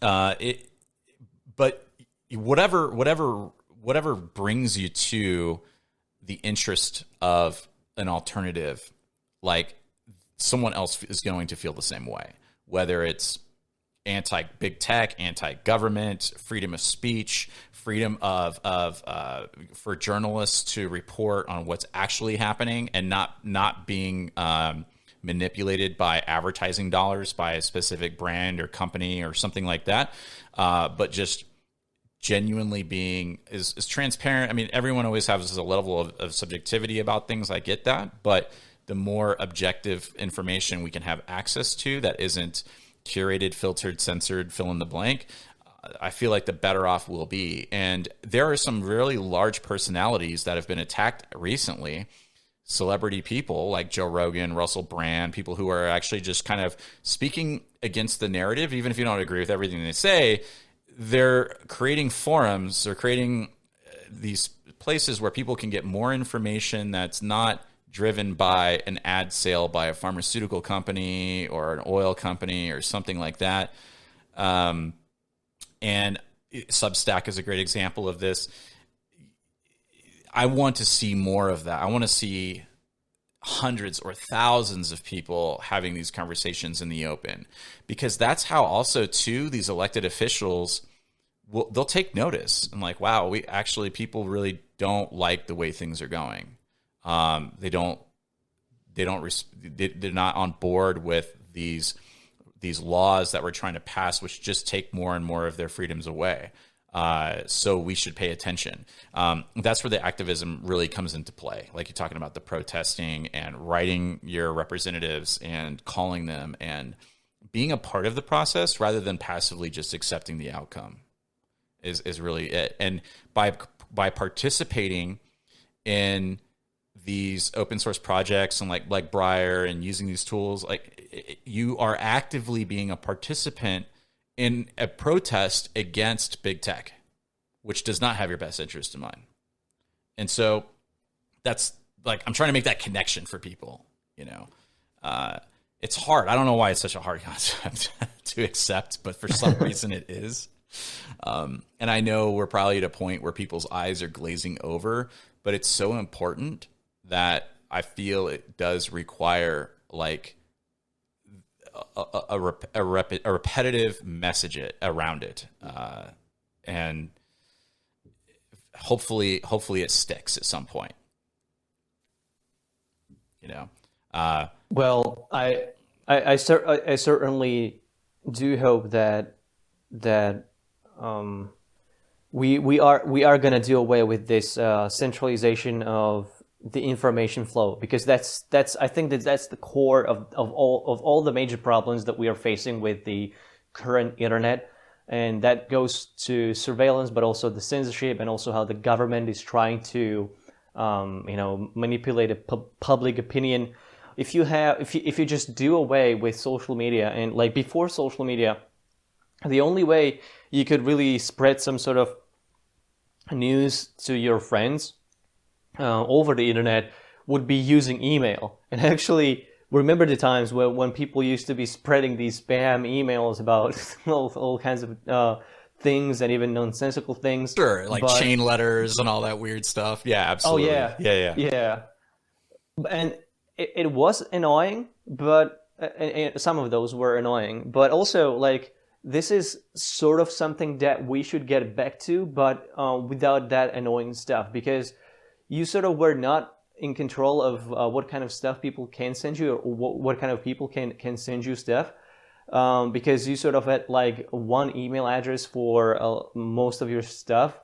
I mean, anyone could have set up like an email alias service, but you would have to go to an external provider for that, or you would have to set up your own service for that. But with the new mechanisms that are coming up with these peer-to-peer technologies, you could have that separation of your online identities done completely seamlessly. And like if you are talking about like Joe Rogan or any major celebrity creator out there right now, there wouldn't be any platform to go to filter their content, because it will be on everyone's phone. And it'll be on Joe Rogan's phone. He would be, broadcasting to millions of people, and every one of those millions of people could be creating groups and chats, and they'll be sharing this content, and there will be no single point to go through unless you want to bust through the doors of millions of those people and seize their phones, which I guess is doable, but a lot harder than just going to the central company and say, hey, well, pull this down. And I guess this is the whole point of the fight against mass surveillance. What we are trying to do is not to make an impenetrable room, as Obama was once fear-mongering, that we should not have an impenetrable room because then that we cannot catch bad guys. That's not what we are doing. Targeted surveillance is fine as long as it's warranted and has been approved by the. I think in an environment like that too, a lot of it will be self-reported, right? There's enough good people out there to shed light on something that's harmful to somebody, or there's abuse somewhere, or something. I think that a lot of, if you look at how like Reddit works or Dig back in the day, it's like, well, the shitty posts are going to get downvoted, the good ones are going to upvoted. Now it's a small subset of people, but ultimately the people kind of get to dictate. And Reddit's probably a bad example. I know they're kind of compromised and all that, but I'm just using it as a simple example. Whereas like if somebody posted something, it's kind of like the community, the people that are on the platform are going to attack you. They're going to come after you. Number one, if it's something like really bad, right? It wouldn't be worth it to try to like do things that are harmful to people, because you're going to be, have you ever seen the documentary? Like, I can't remember the name of it. It's like someone who was hurting cats or kittens or something. And it was like, I don't know, it was a big thing for a little while. And all these people basically through OSINT techniques and stuff found out who it was, and they went after him. Like at some point, there's a lot of self-regulation that happens. If you look at small villages and small communities, they look after each other, and the bad people kind of get pretty easily identified and managed. Now, I'm not saying that, I don't know how you would implement all the controls for that, but there are always trade-offs. Anytime you have free and open fences or borders or whatever you want to call them for a place like this, but they're often regulated by the community. There's usually, community, individual, I don't know, standards that people have. They're like, yo, this isn't cool. Like what, let's remove this, or let's, when I say remove, I don't want to make it sound like it's like canceling somebody. I don't know. It's a fine line. I understand. But if someone is, I don't know, someone's, gets access to their phone and post their nudes up or whatever, you know what I mean? Like that kind of stuff. It's like, hold on, now you're the target, bro. Like we're coming after you, and that's kind of I don't want to make it sound like a gang mentality, but it's not, there's no way to make it 100% perfect. I have to accept that. Yeah. No system is perfect, so we should not strive to create a perfect system. No. But I just imagine that this really decentralized peer-to-peer system that cannot be taken down is a much better alternative to what we have now, because the gang mentality oftentimes gets stuff wrong, but that doesn't mean that now we should replace it with some sort of centralized authority that gets to arbitrarily decide what goes and what doesn't. I think that the individual decision-making sovereignty should be respected, and I feel like I don't really have a problem with like true police work, like true detective work. I think that it's good to have detectives, and I think that true police work works. But I don't think that the police should have the access to our phones like with some sort of dragnet surveillance tools. I don't think that the NSA should exist, or at least as it exists right now, as an offensive operation. I don't think that, it should be easy for police officers to access, or detectives, law enforcement agents, federal agents, to access your data and go to some sort of third-party providers as a proxy to access your records. That's what I have a problem with. I have a problem with how you can have a government to just go to a data center and just log everything that's happening in there. Well, and a step further is they'll even institute a gag order so that the data center can't even tell the operator of whatever platform that is that it's happening or that they're being actively monitored. You know what I mean? It's like that happens. It's like, hey, we're coming after you. We're coming to get your stuff. And there's a gag order. You can't even talk about it. You can't even tell your user base it's happening. Like, what is? Yeah.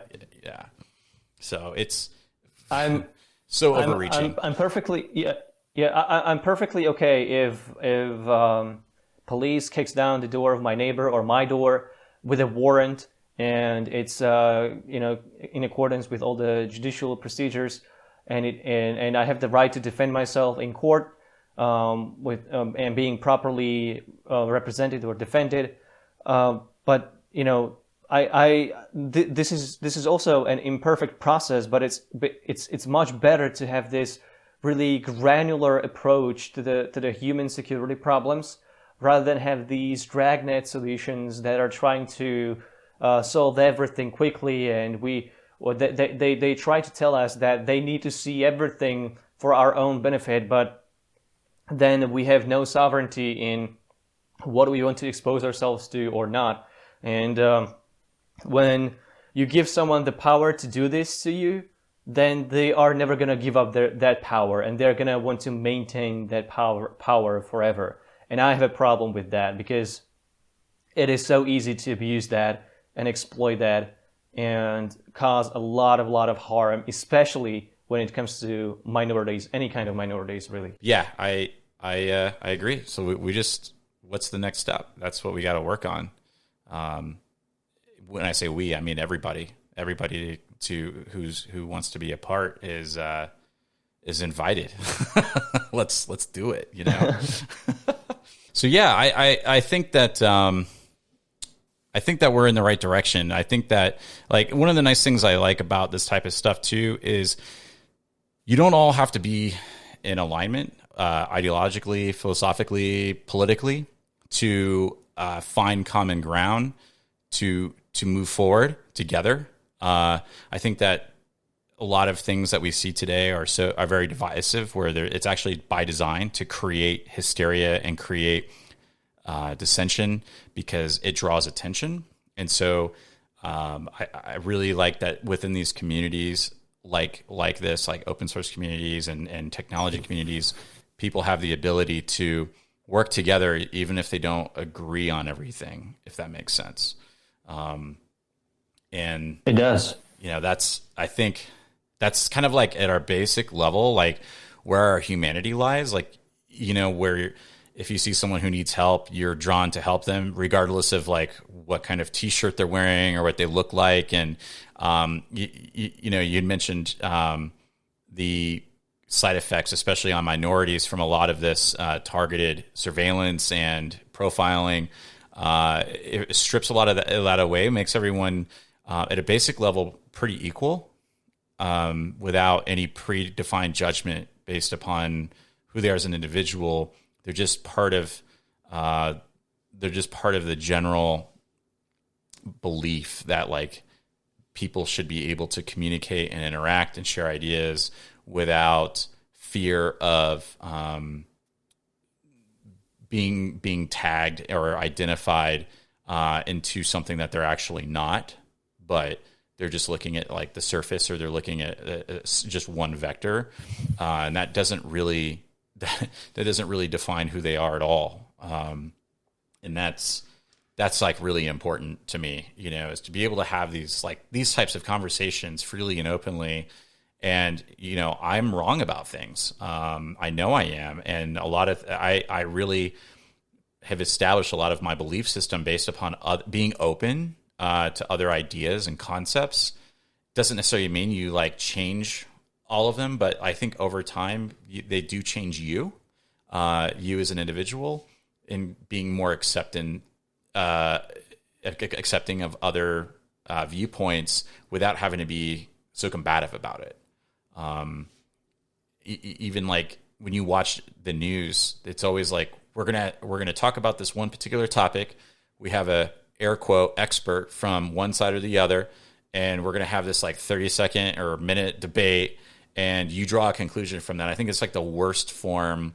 Like even like in America, like the presidential debates, they're just totally useless. To be able to have like just open conversations and not have any kind of disposition about what the other person is about until you hear them out, I think is really important. And this kind of infrastructure, this peer-to-peer infrastructure, this whole concept really fosters that, in my opinion, to allow people to be more expressive and not so timid to share how they feel about something for fear of backlash or being ridiculed. Now, there's a lot of hate and stuff out there, and I'm not talking about that. I'm talking about like just honest, constructive conversation that people can actually walk away from feeling better about and not feeling worse about. That's something that I'd really like to see more of. And that's why I think that's why I'm drawn to podcasts. I like the interviews. I like listening to people's opinions and ideas and thoughts. And it's like, I never really looked at it that way. But I will take that to account and adapt that to my, processing, how I look at things. And without, fear of, or not, maybe fear is not the right word, but reluctance to engage, if that makes sense. Yeah, it does. It does make sense to me. I think that when you mentioned podcasts, that's probably the only thing that remained like truly decentralized when it comes to the what remained from the older days of the internet, because everything else is really confined into a very narrow selection of social networks. But podcasts are truly like you don't have to have any particular app to listen to any podcast. Now there are there's a lot of push towards platform exclusives, and I hate that, which is why Joe Rogan is dead to me, because he made a deal with Spotify. Yeah, because that's just a huge step backwards. Again, that's like, what the hell is this? Like, platform exclusives are horrible. That's bullshit, right? So yeah, and podcasts, they are still staying true to their core values. Really, like, you can set up podcast anywhere, and anyone can listen to you from any sort of app or device, and it can be a browser, it can be like an app on a phone or a desktop app. It can be anything. They can download it. They can listen to it offline. It's amazing. It's really. I really wish that more things would be like podcasts, because the best thing about podcasts is that they really have not innovated into the re-centralization. Now I think that's changing with the Spotify thing, because I guess Spotify is pretty big. Yes, but I think that's mostly from music. It is pretty big. They've become quite a big platform to make it really easy to monetize a podcast. They run Anchor FM. Anchor is probably one of the largest publishing platforms, and because they're owned by Spotify, they make it really easy to integrate the monetization aspect, which I think is kind of lame. But one of the cool things about podcasting 2.0, or not just one of the things, but the primary thing, and podcasting 2.0 is a protocol. It's an update to how RSS feeds for podcasts are created and how they're managed.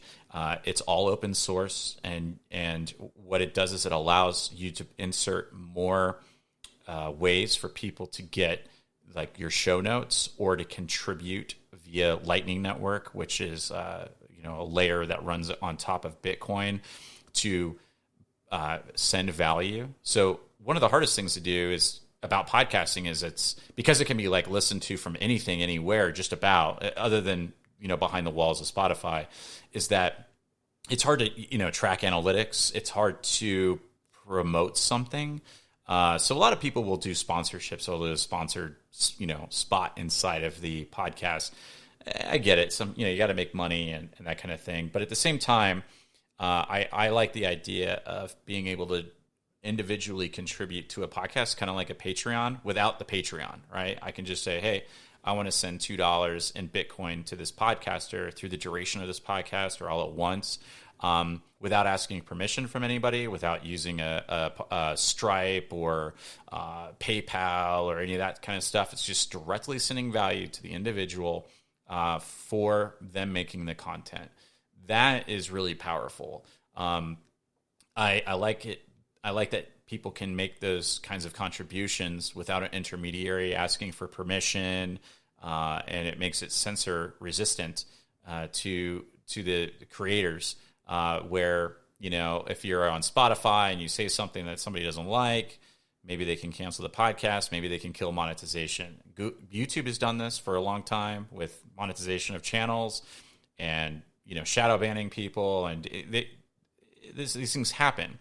So I'd like to see this more creators move in a direction that's like, hey, if your stuff's good, then people will pay for it, or at least a large set of people will pay. Substack has proven that this work. There's a lot of platforms that have kind of used this model and shown success. So I'm a big fan of like where podcasting is going in that direction.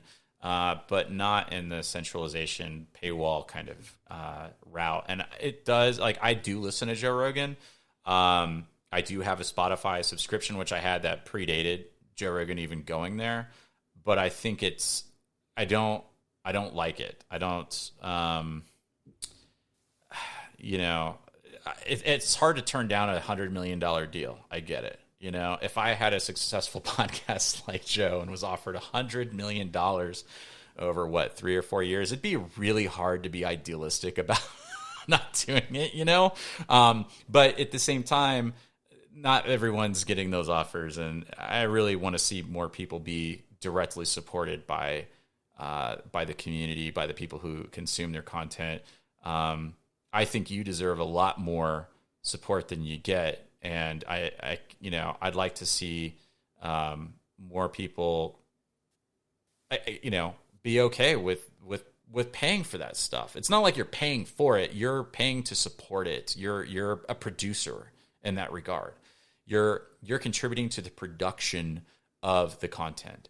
And I think when you put it in terms like that, people find like that there's more ownership involved. Like, hey, I not only like just need your support, like I need you to keep this going. I need you to produce this for me. And production can be monetary contribution, but it could also be other things, contributing in other ways that help benefit, the creator. So, and that could be something as even just simple as sharing the information, sharing the content. It could also be participating as a moderator in a forum or helping run a server for the listeners to chat on, all these different things. So I don't know. I think that that concept is just hard because everyone's used to everything. Just if it's online, it's free, and the things that people pay for that they're okay with are like the Netflix and Hulu and Disney Plus or whatever the hell else flavor of the week streaming platform is. But they're like, for some reason, think everything else should be free. And it's like, no, it's not at all how it works. That's a totally different ball of wax, but it is important to at least recognize it, because in order for projects like we're talking about to become successful, they do require like money and infrastructure to at least set up and build, and engineers that need to eat and pay their mortgage or rent or whatever else. And it's not all free. It's free as in open, like I said, as in beer, but not as in cost sometimes, right? Like, I think that's another big hurdle to overcome is how do you make people want to contribute in that way instead of just passively.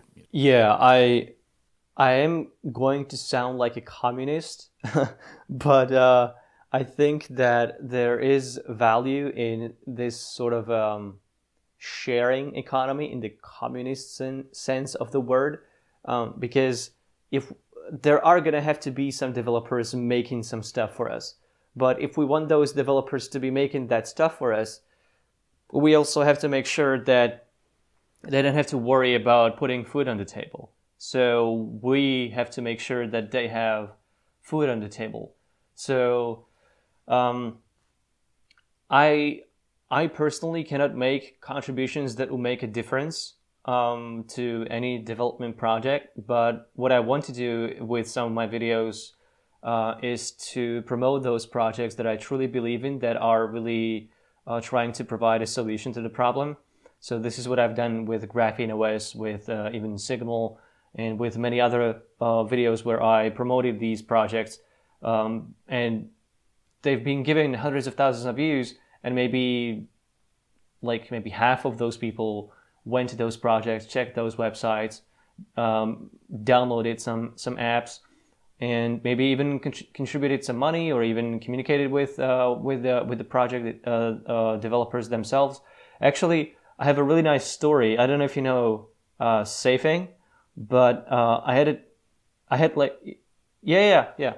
had a couple of talks with those guys, and they actually hired a person that was listening to my channel and found out about Safing through my channel, and they were hiring at the time, so they got together and they hired a developer.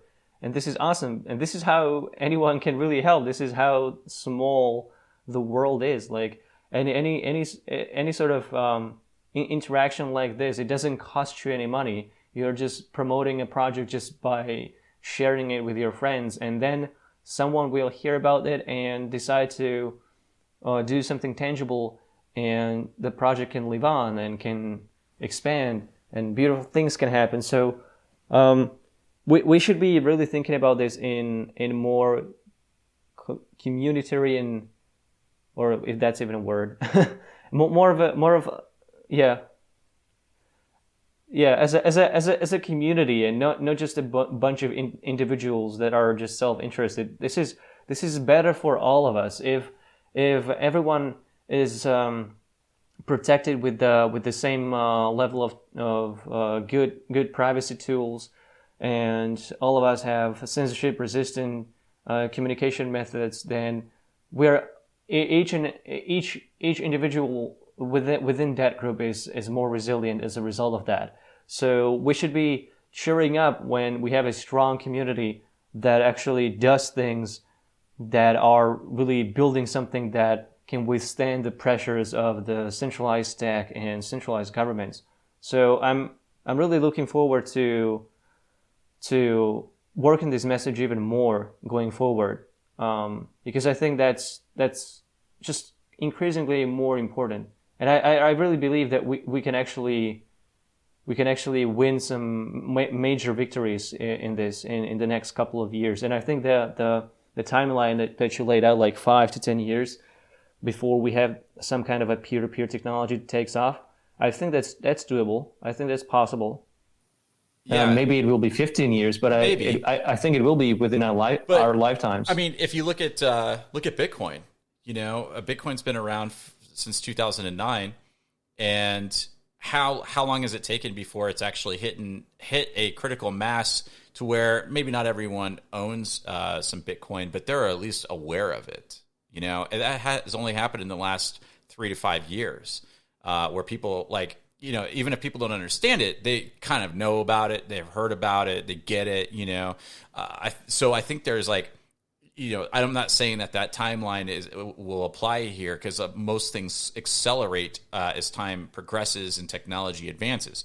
So I think that there's probably going to be a larger adoption of kind of like the people who are already in that space, and then it will exponentially increase against the timeline, like Bitcoin adoption. And Bitcoin adoption is still pretty low, but I just mean as far as the awareness of it is pretty predominant, right? Most people have at least heard about it. So yeah, I've really I like everything that you've said about, and I don't think it's communism to agree with you. To say like, oh, I'm a communist, to agree with you on that, what you were talking about, the contribution level. And I think that there's so many different ways to contribute, whether it's through evangelism. And it's really cool about the whole connection with the developer, with Safing. And for people who aren't familiar, safing.io is the website that we're talking about. It's kind of a kind of like if you're familiar with Mac OS and like Little Snitch, kind of like this firewall, monitoring connections, being able to granularly manage what communications are happening on your computer. It's a really cool project, and you should check it out. Being an evangelist for these types of projects is directly contributing. It is. I mean, that's exactly what you need. You need advocates and promoters, essentially, right? Like, promotion is like 90% of it, really. I say that. I mean, it's such a massive part, because the other thing too is in order for you to use it, you need your friends and family to be using it too. Just like we talked about Signal, just like Threema or Session or Briar or any of these. It's like it takes someone to say, "Hey, you should download and use this and try it out." It takes that to happen. Otherwise, how else are they going to hear about it? They're not going to hear about it through mainstream or through platforms like Facebook or Twitter, because their whole agenda is to keep everyone on their platform. They're in the attention business. So they're not really even technology companies. They're sales companies.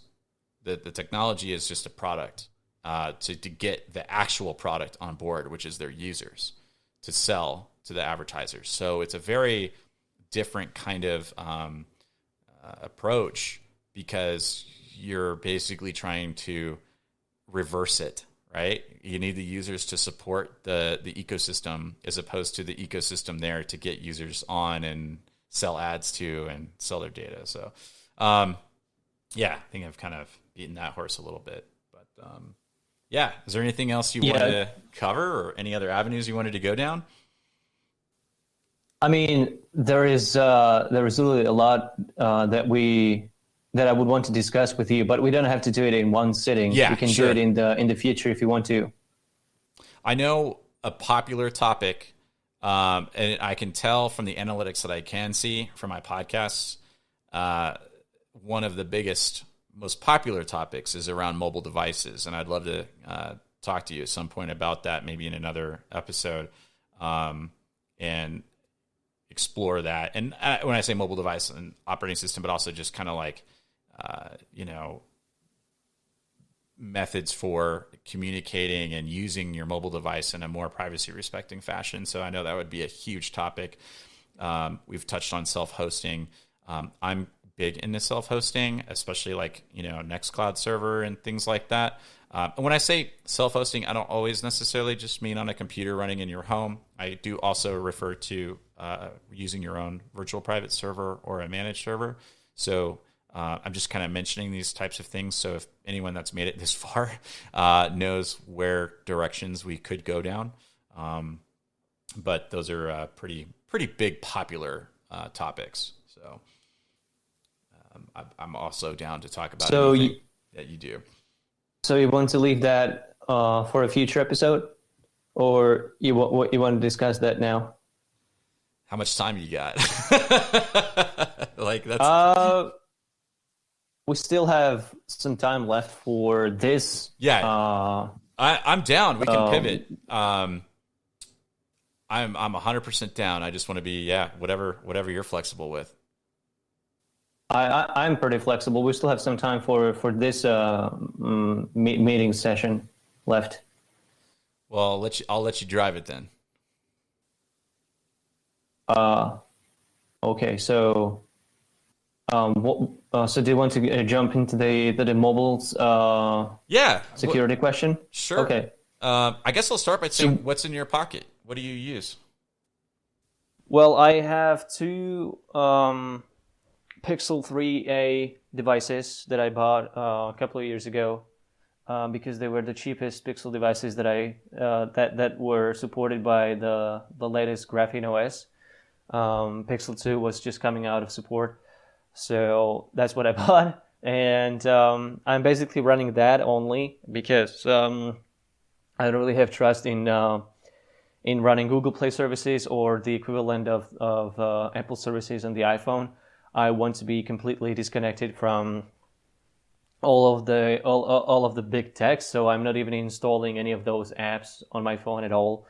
I'm the only way I can consume something like YouTube is through NewPipe. So NewPipe is just like a front end alternative, and it doesn't have any like a Google code on it. It's just parsing the website for content, and it's just showing you the content in a neat way. And that's how I approach everything that I look at. I don't use like a Reddit app to browse Reddit. I use a third-party client from F-Droid, and I don't have Spotify. I use some podcasting app that allows me to listen to people's podcasts.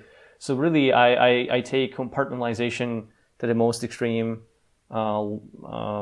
level imaginable when it comes to online surveillance. I don't have any social media apps on my phone at all. And when it comes to like any sort of big tech usage on my part, it's all limited to my YouTube channel. I have nothing else on my phone or on my devices whatsoever. I actually hate phone numbers when it comes to that. I hate voice over IP and all that stuff. I mean, not voice over IP. What's that called? Pseudonym. I'm sorry. Yeah, those pseudo numbers. I'm blanking out on that, but I guess you know what I mean. I try to be in airplane mode as much as possible, or not even have a SIM card at all. And I try to avoid using Bluetooth. I'm mostly Wi-Fi only, because Wi-Fi can be, actually is, fully randomized on GrapheneOS, so that's a plus. I also run Orbot on my GrapheneOS device, so Orbot allows you to completely Ntwrify your entire device traffic. So that goes for like GrapheneOS updates through every single app on your phone, including messaging and calls over Wi-Fi. All of that is going through Tor, and that really makes you truly anonymized when it comes to that device in particular, because not even GrapheneOS is going to know your IP address, because that's what GrapheneOS uses to deliver updates to your device. And yeah, I guess that's pretty much it. If I missed something when it comes to what's in my pocket, then that's just this, a GrapheneOS on a Pixel device. That's pretty hardcore. I mean, it is actually pretty normal to me. Right, sure. You know, for the average person, even for me, that's like pretty hardcore. Like I am pretty compartmentalized, but I do it by devices. But yeah, that's pretty. I mean, it's pretty cool, and it's pretty cool that you can work around a lot of those issues that issues as far as the tracking, being able to randomize your MAC address and stuff. That's really one of the cool things about like Linux too, is you can do that. I'm sure you could probably find ways to do it on other operating systems, but it's always good when you can kind of initiate a new identity, if you will. And so that's some really. Yeah, that's some pretty cool stuff. You're definitely you're definitely a little more hardcore than I am. I'll tell you that. GrapheneOS is definitely like one of the most anonymous devices that you can get, and because like you can technically purchase it anonymously. You don't have to have it locked. I mean, you cannot have it locked to any provider, because you would not be able to install GrapheneOS on it. So when it's not locked, then there is no ID that goes to your provider, and that way there is no. It's not possible to tie your phone to your identity. You're basically like a random person when you're with that phone. So I think that GrapheneOS is the most important project of our time. when it comes to operating systems, at least. I would agree with you. I use Yeah. GrapheneOS as well. I have it on a Pixel 6, and it works really well. I use that as kind of my personal, very personal number. The people that have that number stored, it does have a SIM card in there. I purchased my SIM cards through cash. We're using cash, wearing like a hat and sunglasses sometimes. Best Buy sells Mint Mobile cards, and then you can register those Mint Mobile cards with any identity that you want online. I do need self service, so and then you can pay for it. I won't get into the weeds. There's different ways to pay for it, using payment methods that don't tie back to your identity. But I also use ClosedOS. I use that because I have some work email and other things that I do need to be able to respond to in a timely fashion. So having MicroG to send those notifications, those push notifications, are important for the work function. And I also have an iPhone for other work related stuff. I utilize Faraday bags and things when I need to travel with them. Generally, these devices don't leave a stationary location unless I'm out of town, in which case I just throw them in a Faraday bag. I use Go Dark bags. They accept Monero, which is really cool to purchase those Faraday bags. So I'm a little complicated in my technology life. The phone is just a topic that everyone pretty much has a phone. So it's the most personal computing device that people have. And I do agree with you that I think GrapheneOS is probably one of the most important projects out there that are basically fighting for your privacy and your freedom as it pertains to a mobile device. And I've contributed financially to GrapheneOS, and I've also contributed to the ClosedOS Institute as well, because because I can, so I should, and so I really implore people to do the same thing, contribute to Signal, things that you use on a regular basis. I know that you're a fan of KeePassXC for your password manager. I also use that application as well as Bitwarden. Anywhere you can kind of not have all your data in one place. So your phone and your media, your passwords, like anywhere you can spread that out where things aren't. There's not like a single attack vector that would basically get access to everything is really important to me. I think that when I kind of explain my setup, it probably intimidates the hell out of people. I'm also, because I'm big into self-hosting too, and I have Raspberry Pis. I run my own Dojo server where my Samurai wallet's connected to through over Tor, and But again, a lot of it is also just because I want to do it. It's fun to learn. It's fun to experiment and try different things. I'm not saying everyone should do that, but if you're compelled, then get involved. Using these tools and services, and contributing and where you can in different ways is what's going to help. The whole, the sum of all of these things is what will contribute to our the sustainability of our privacy and our security. Yeah, and I'm also aware that there is a lot of disagreement among privacy and security experts out there when it comes to mobile security and operating system security in general. I know that Michael Basil, he doesn't recommend his clients to use a mobile device that he sets up to be GrapheneOS as well as an entertainment device. And I find it to be quite contradictory to what the GrapheneOS developer himself, Daniel McKay, would say. He would say that GrapheneOS is more secure than a Linux operating system, which is something what Michael Basil would set up for his clients as well. So these are two privacy experts who are making quite contradictory claims, and it has to be said that Daniel McKay is actually right in this, is that your phone, especially when it comes to GrapheneOS, because you can consider GrapheneOS to be as anonymous as your Linux machine, if not more.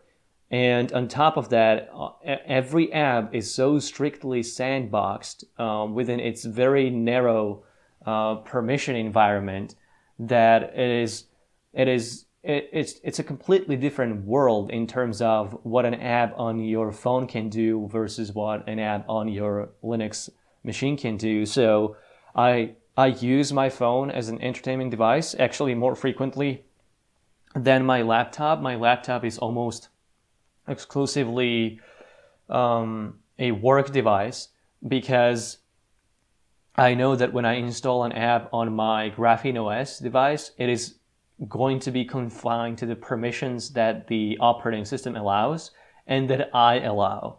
And this is non-existent on a Linux platform, on Linux desktop. So in many cases, being on a phone actually gives you more privacy and security for sure than being on a Linux laptop or something like that. So for people who are wondering about this, like it can sound counterintuitive, but when you look under the hood, I think that's how you say it. It's really like GrapheneOS, and like GrapheneOS is built on top of Android, so even Android itself can be arguably more private than a Linux machine, simply because your apps are much more secure on a mobile device than they are on a Linux device or any sort of desktop for the matter. So if you choose the correct applications on your GrapheneOS, like for example, you don't use the default the original YouTube app, but you use a new pipe, then you are significantly more private. You're essentially private. I mean, YouTube is still going to track you through the back end, but they're not going to be tracking you on your phone, which is what you want.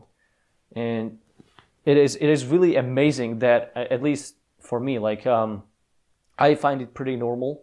I don't find it to be extraordinary because to me, GrapheneOS feels like I don't actually have to do anything. All of that hard work of securing your applications, that has been done by Daniel McKay and his development team already. Yeah. Yeah, and they push out updates pretty regularly. I follow Daniel and Graphene on Twitter just to get notifications about like release updates and things like that. And they're usually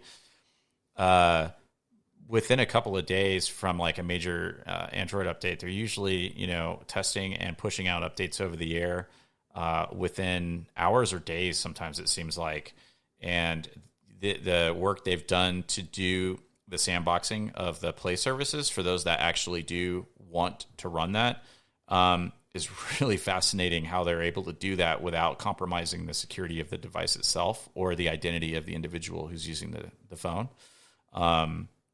Very forward thinking, and they really stick to their mission of being the most hardened, device.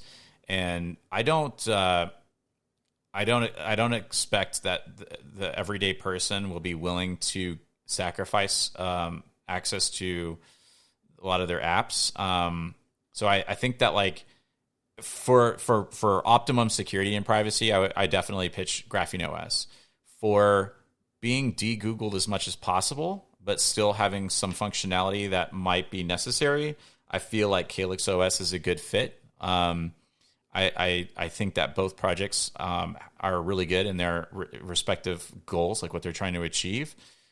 But if you're really trying to go all the way with being as private and secure as you can, there's no better option than GrapheneOS, in my opinion. It's just other than just not having a phone, I mean, like it's just,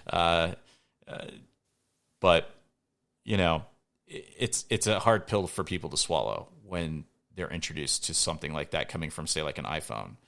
Holy cow, yeah. So did you try the Google Play Services implementation on GrapheneOS? I have not tried it yet. It is on my to-do list, though. Okay, so I have not tried it either.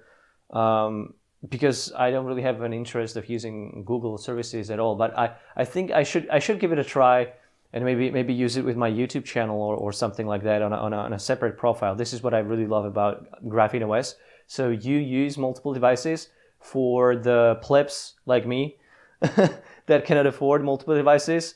You can actually set up like 15 different profiles on a single GrapheneOS device, which gives you the ability. It's not like the most super convenient thing, but like it gives you the ability to have an app that you would not normally trust installed on your phone and run it in a completely separate environment that is completely isolated from all of your contacts, files, photos, app data, everything. Like it doesn't know about anything.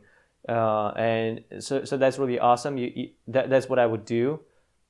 But I heard that GrapheneOS has now implemented some sort of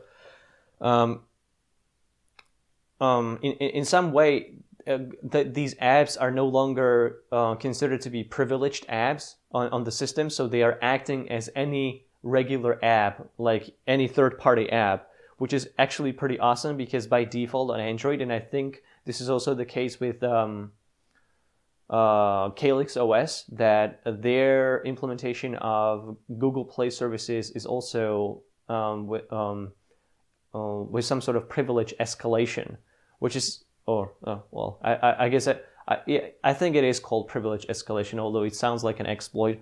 But Apple does this as well on iPhones. All Apple branded apps have privileged permissions that are not available to other apps that you install on your iPhone. So I just wanted to know if you have any experience with this, if this is satisfactory to you when it comes to, like, you said that you have CalyxOS for your work profile because you need those notifications. So I just wanted to know if it actually works. I have actually used the profiles on CalyxOS, but I have not on Graphene, and it's something that I've been interested to try. I just need to carve out some time and experiment with it. I can say that it does not have access to your contacts. Matter of fact, if I'm in that profile and I get a phone call, I do not get the phone call. It doesn't even know. It's not even aware that an inbound phone call is coming in under that profile. So, or a text message or anything like that. It doesn't have any view into that whatsoever, which is actually really slick. So, if you're using, let's say you're helping a friend run a business, and maybe you're doing some social posts for them on Instagram. Let's just a use case. You could actually install that app, even though people like yourself and me would say, like, don't install the app, but whatever. You install the app, you can actually containerize it within that profile.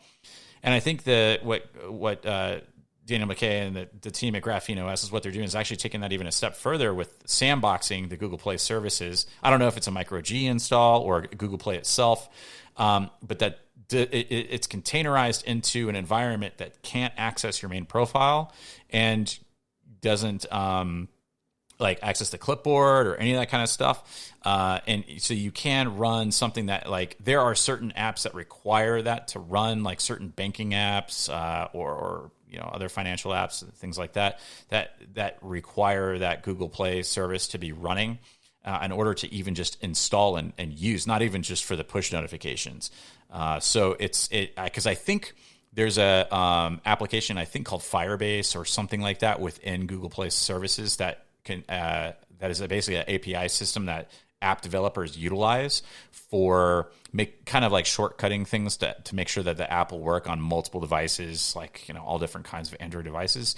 And so it kind of facilitates that app to function the way it was intended to without compromising the integrity of your data within your profile. But I need to try it out. There's I've actually seen a couple tutorials of people actually installing it on YouTube. And it's interesting to see that there's actually people making content even more on a regular basis for this thing now than I've ever seen before. So that's kind of a nice indicator in that people have interest. If people are providing content, I'm seeing that people are like writing comments and, there's activity going around this topic. So, I thought it might be a good segue into a topic on for this conversation, because everyone's got a phone and everyone's kind of curious. If they're listening to this and they made it this far, they're probably curious about GrapheneOS and maybe even Calyx OS. But there's still a lot for me to unravel in respect to GrapheneOS and how that works with the that sandbox Google Play service. And like I said, you may not even need it, but it's nice to know about it, because it might be a good way to evangelize to people. Hey, okay, well, if you have this use case, you can still use this, and you can just use it in this fashion, and you can still accomplish the tasks that you need to get done without compromising yourself or exposing yourself maybe as much as you would just using a regular Android device, obviously. So, Yeah. Go ahead. oh, I was going to say, and also too, I use, because I have my own Nextcloud server, it does make it very convenient having my own cloud to be able to, like, when I create a contact or something, it goes to my Nextcloud server. Everything's pulling from there. My photos get backed up there.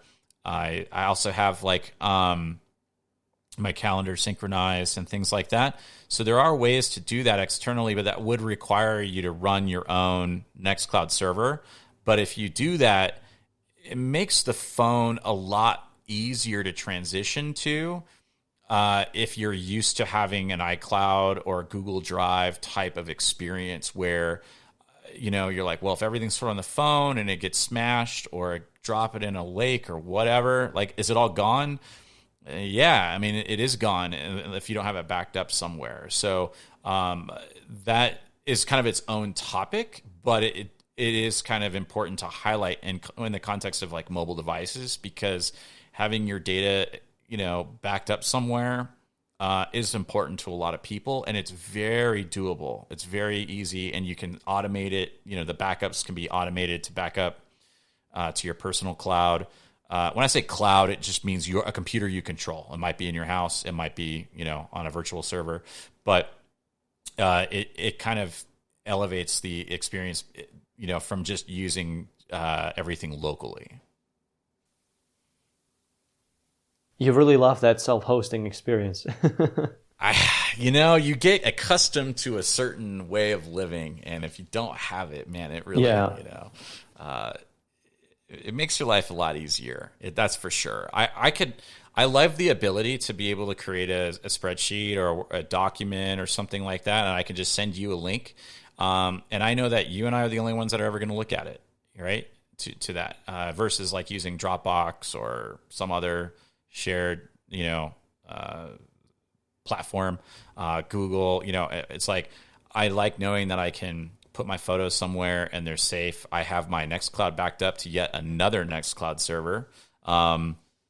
That's at my parents' house, about 40 miles away. So it's kind of like, I always know, like, I don't know. It's like a YubiKey. If you use a hardware two-factor authentication device, if you only have the one and you don't have a backup anywhere, like, you're screwed if you lose it, And so that's what I said. There's a lot of individual responsibility when you go down this path. It requires some commitment and some awareness of like, hey, there are consequences if you're not like taking this seriously. And so I try to really implore that to people, like, do it with intention, but have a plan. It is a journey. It's not something that happens overnight. It takes a while. Like, if someone's interested in using GrapheneOS and they're using an iPhone and they're using iCloud, well, there's some prerequisites you need to understand is all, just understand like, what you might be getting yourself into, not as a way to like, drive them away, but, it's a different experience. That's for sure. For someone like you probably, it's like normal to know all these things, but if no one ever tells anybody about this stuff, how else are they supposed to learn it, or figure it out? Especially if they're not very technical. And Yeah, I sort of learned to live without a cloud. I don't really back up anything to the cloud. The way I use cloud is if I want to avoid that forced disclosure. If you need to cross borders, or that you might be like your physical security might be compromised, then having a cloud backup is actually preferable to having it physically on your person. So that's one of the ways I actually take advantage of cloud storage. But I try to do that as anonymously as possible. Um, yeah, and And you can but use, generally, yeah, I was going to say, you can use even public cloud servers if you're encrypting your data. When I say public, I mean, every day, yeah, like Google Drive, you can use like Cryptomator or Veracrypt or something to like encrypt a certain volume and keep a copy of it somewhere. But you just want to be smart about where you're putting your content is all. Um, yeah. and you have to have some kind of a regiment, like, oh, I haven't backed up my stuff in a month. So maybe I should update my Veracrypt volume with my new content, and then maybe you put that encrypted volume on your Dropbox. Well, it's not really useful to anyone, even if they could get to it. It's a Dropbox, right? But it's just a way that you can still maybe utilize a cloud as encrypt it before it even gets uploaded. I'm not promoting that, but it'd be better than just using it as it is. So. The way the decisions that I've made to basically protect my privacy and just stay away from the algorithmic filter bubbles and all that stuff is that I simply do not use these services, and that's something that a lot of people would not opt for because they find the value of staying connected through social media higher than the value of protecting your own privacy or any other means, any other goals that could be also valuable. And I just like some people would install TikTok on their GrapheneOS device, and in that case, TikTok would be collecting their data. TikTok would be requesting permissions on that GrapheneOS device, which would compromise their privacy to an extent. It would be a lot better than having a TikTok on an iPhone or a regular Android, but it would still be a privacy compromise. I simply would not use TikTok, but that's me. I'm so some of these decisions, they are simply personal choices that are that are that are really big trade-offs. Like I don't have any social media at all, which is something that most people would not go for. Most people would stay at least on WhatsApp or Facebook or Instagram or whatever other platform to stay connected with their friends. I'm not that kind of a person because I have no friends, as I mentioned a couple of times. It's a meme, but it's true. Let's see. Let me And pop over. It looks like you have almost 400,000 friends on YouTube. So I wouldn't say that. yeah, I mean, I convinced some people to install Signal, and I communicate with them over Signal. But that's my entire social life, basically. And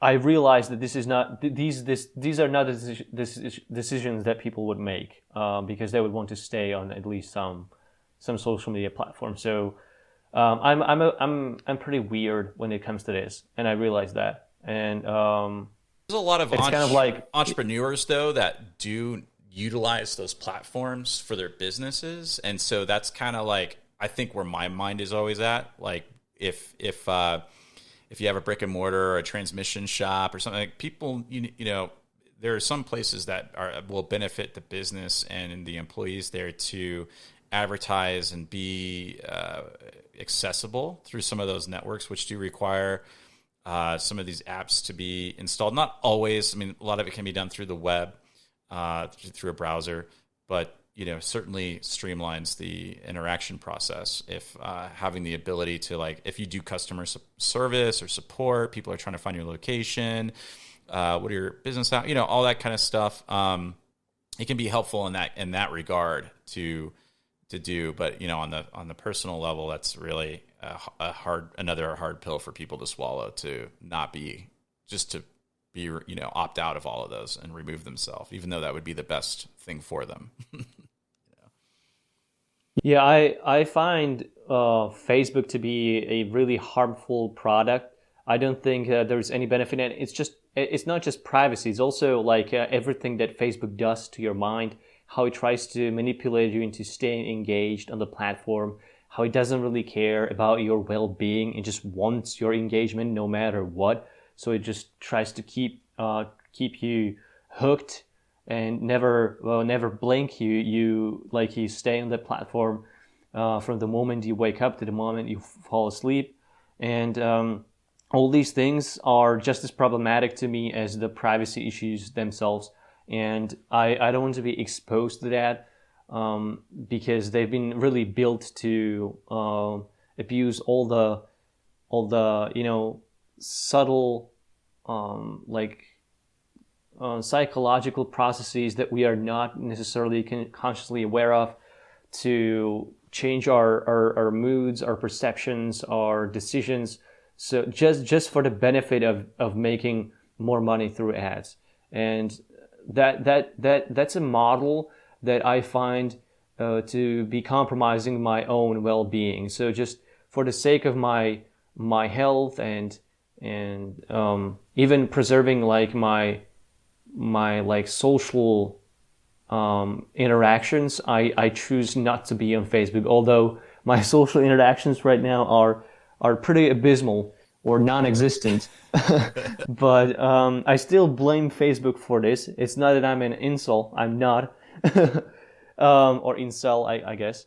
But it's that it's a lot harder to catch up with people today, and it's a lot hard. I still remember the days before phones were ubiquitous, and you could just walk up to someone and they would just hang out with you and it'll be fine. Now you have to let them know a couple of days or weeks ahead, make a little Facebook notification or event, whatever, and they have to confirm or something like that. It's Facebook has changed a lot about how people interact together, and I think it's not for the good.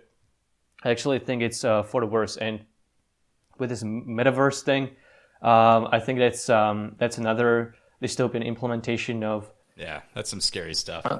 Yeah. So there's not going to be a hated one, YouTube channel inside metaverse, is what you're telling me. If it is like peer-to-peer, like without any sort of corporate control, then I think that'd actually be pretty awesome. Like I could imagine making content that like my viewers could directly interact with, and there would be no Mark Zuckerberg in between that. Like I think that would be I think that would be pretty exciting. At least OnlyFans would be a lot more exciting. Oh man, yeah. Well, I'm sure that will be big, and as metaverse grows, the OnlyFan type of experience was usually the first thing people talk about. But you wanted to talk about mobile phones, and I sort of distracted us with this. So it kind of makes sense. I mean, that whole pathway makes sense.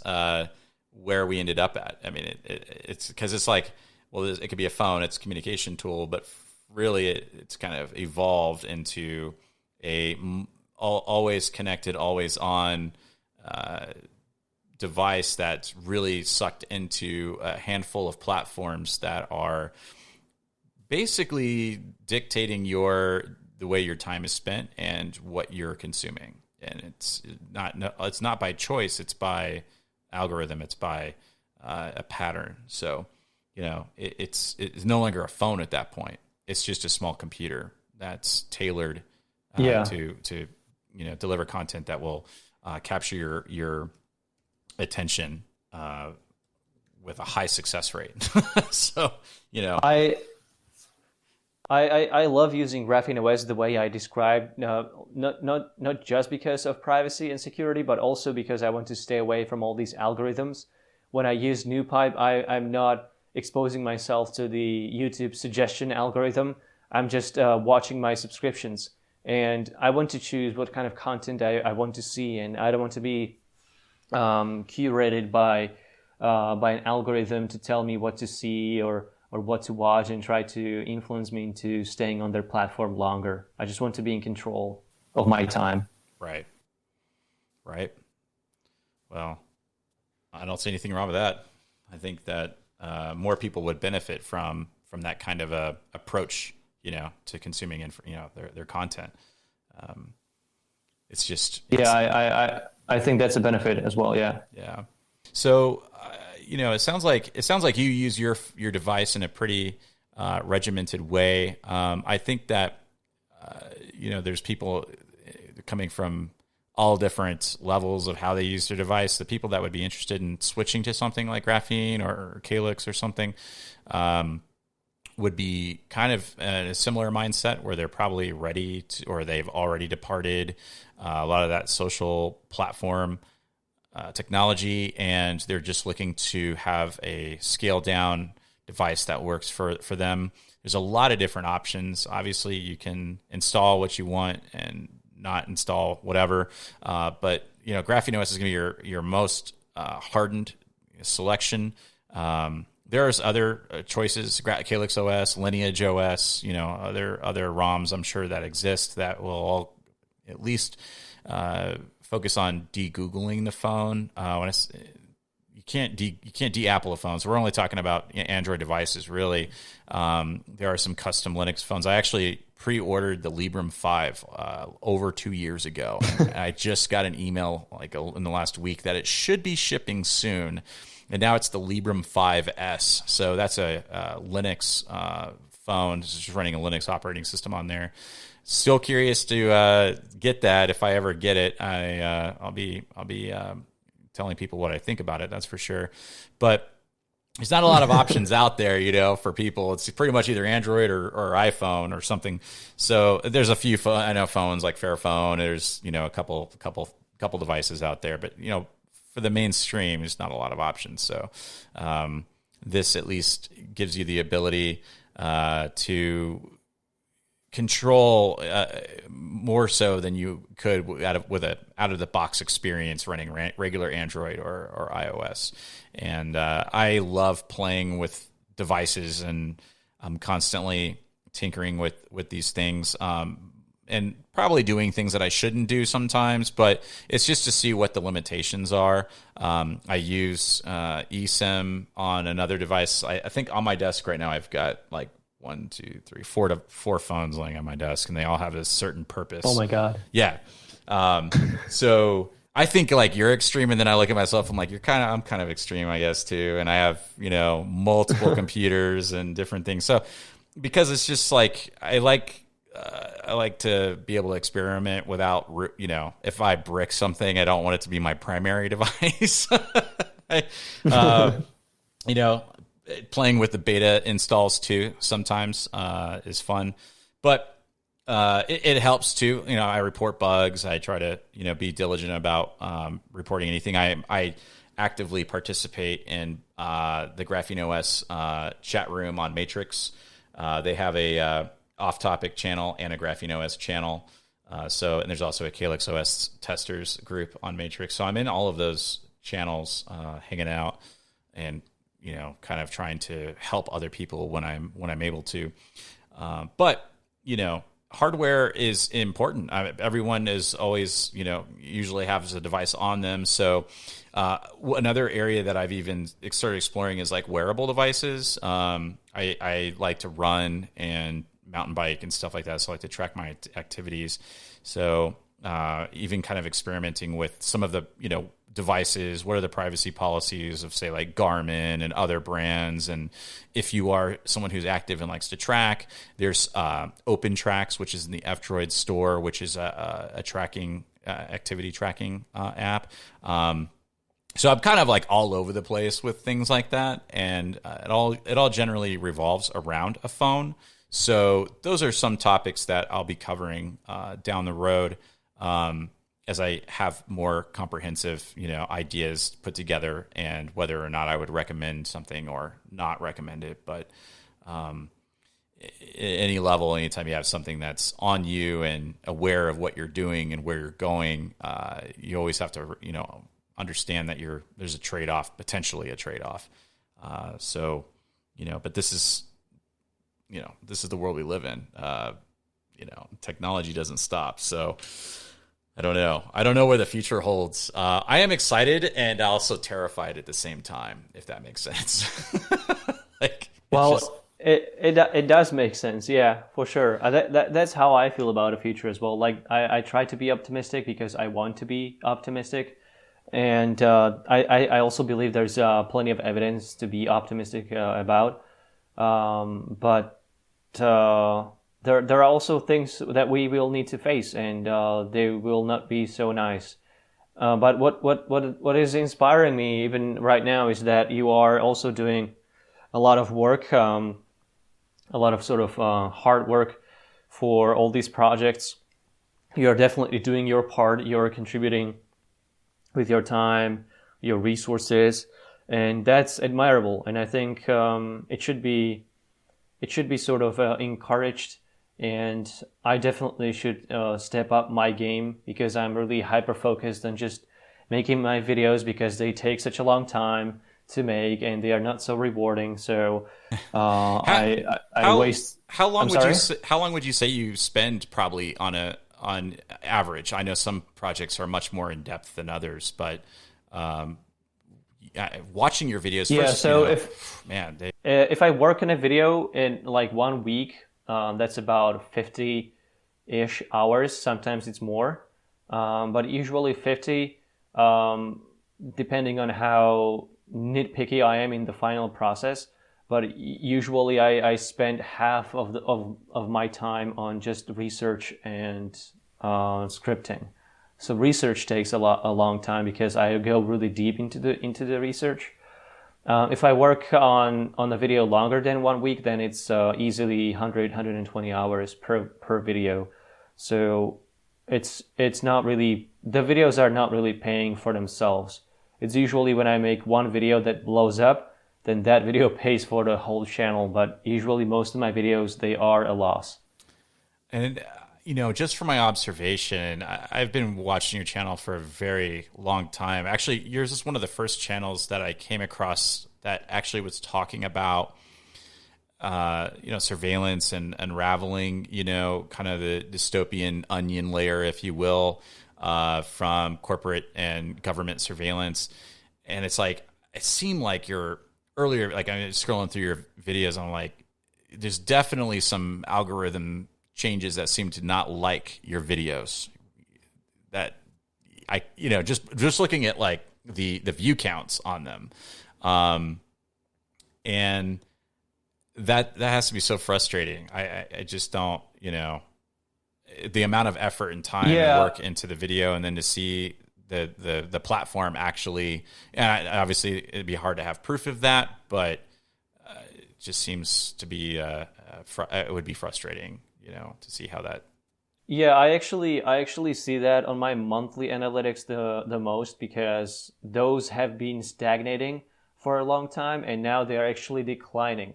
And I'm not sure what I'm doing wrong because I think that I have improved in my videos over the years. I think that the videos that I'm making today are better quality than I were making them like 2-3 years ago. But those videos 2 or 3 years old are actually the ones that have made most views.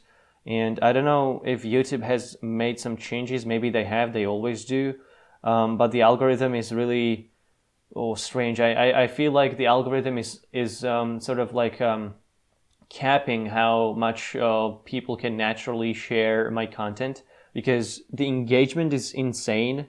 The number of likes and comments is unparalleled from what I've seen elsewhere on YouTube. And I don't want to portray myself as some sort of a victim of some sort of targeted censorship or anything like that because there is no evidence for it. But I think maybe YouTube is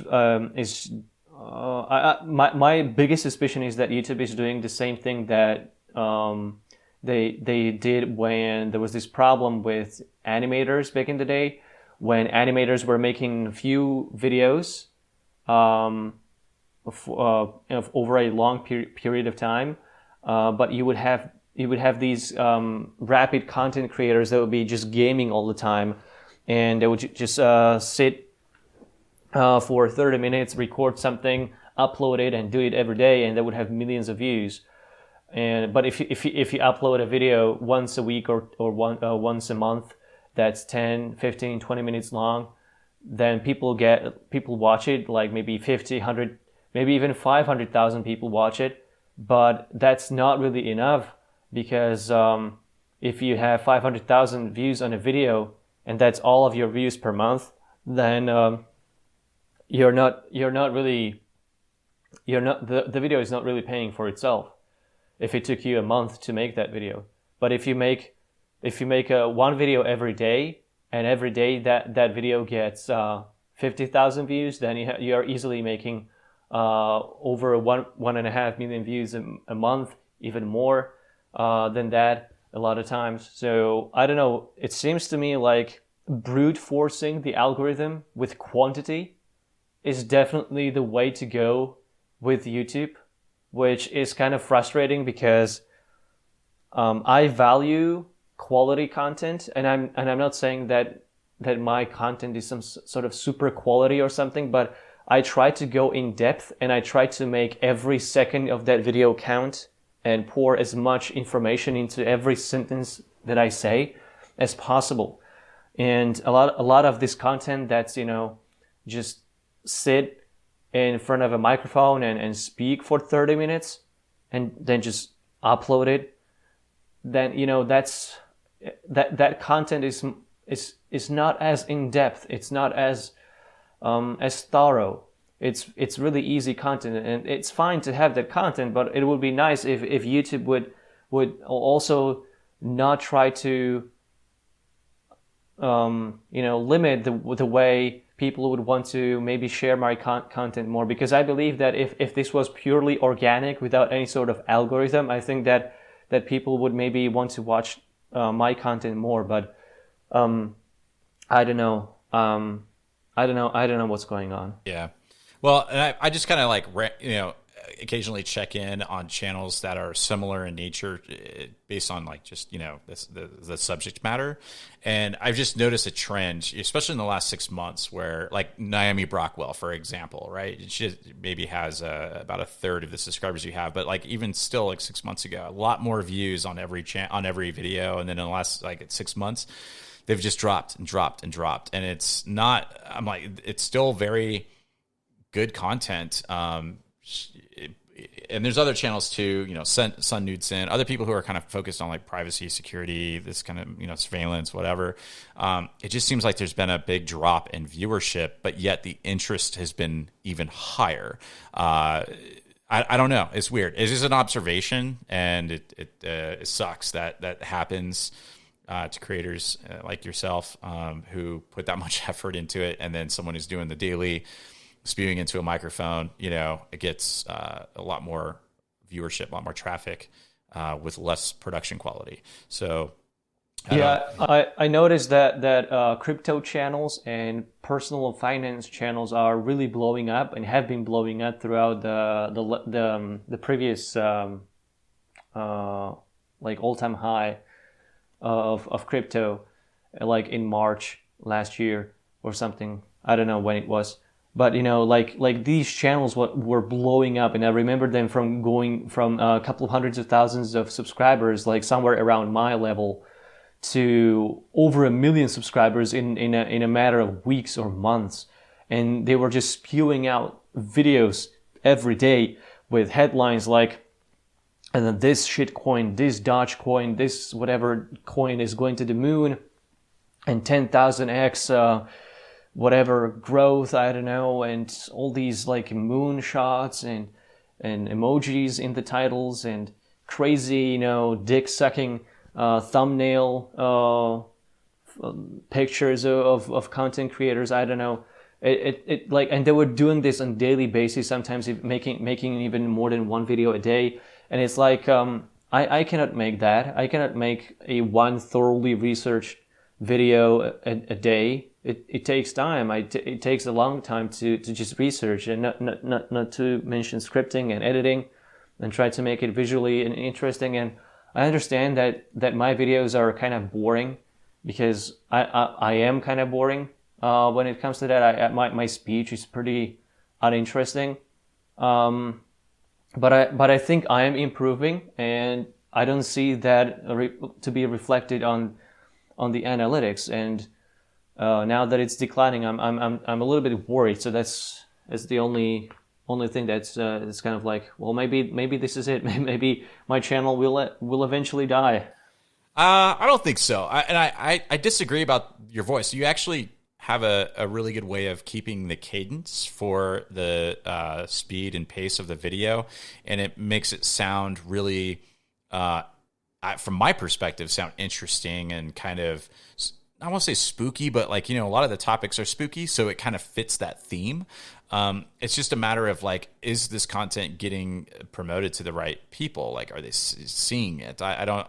That's the part where I'm like scratching my head, because the content is there. It's, and the research and the delivery is on point.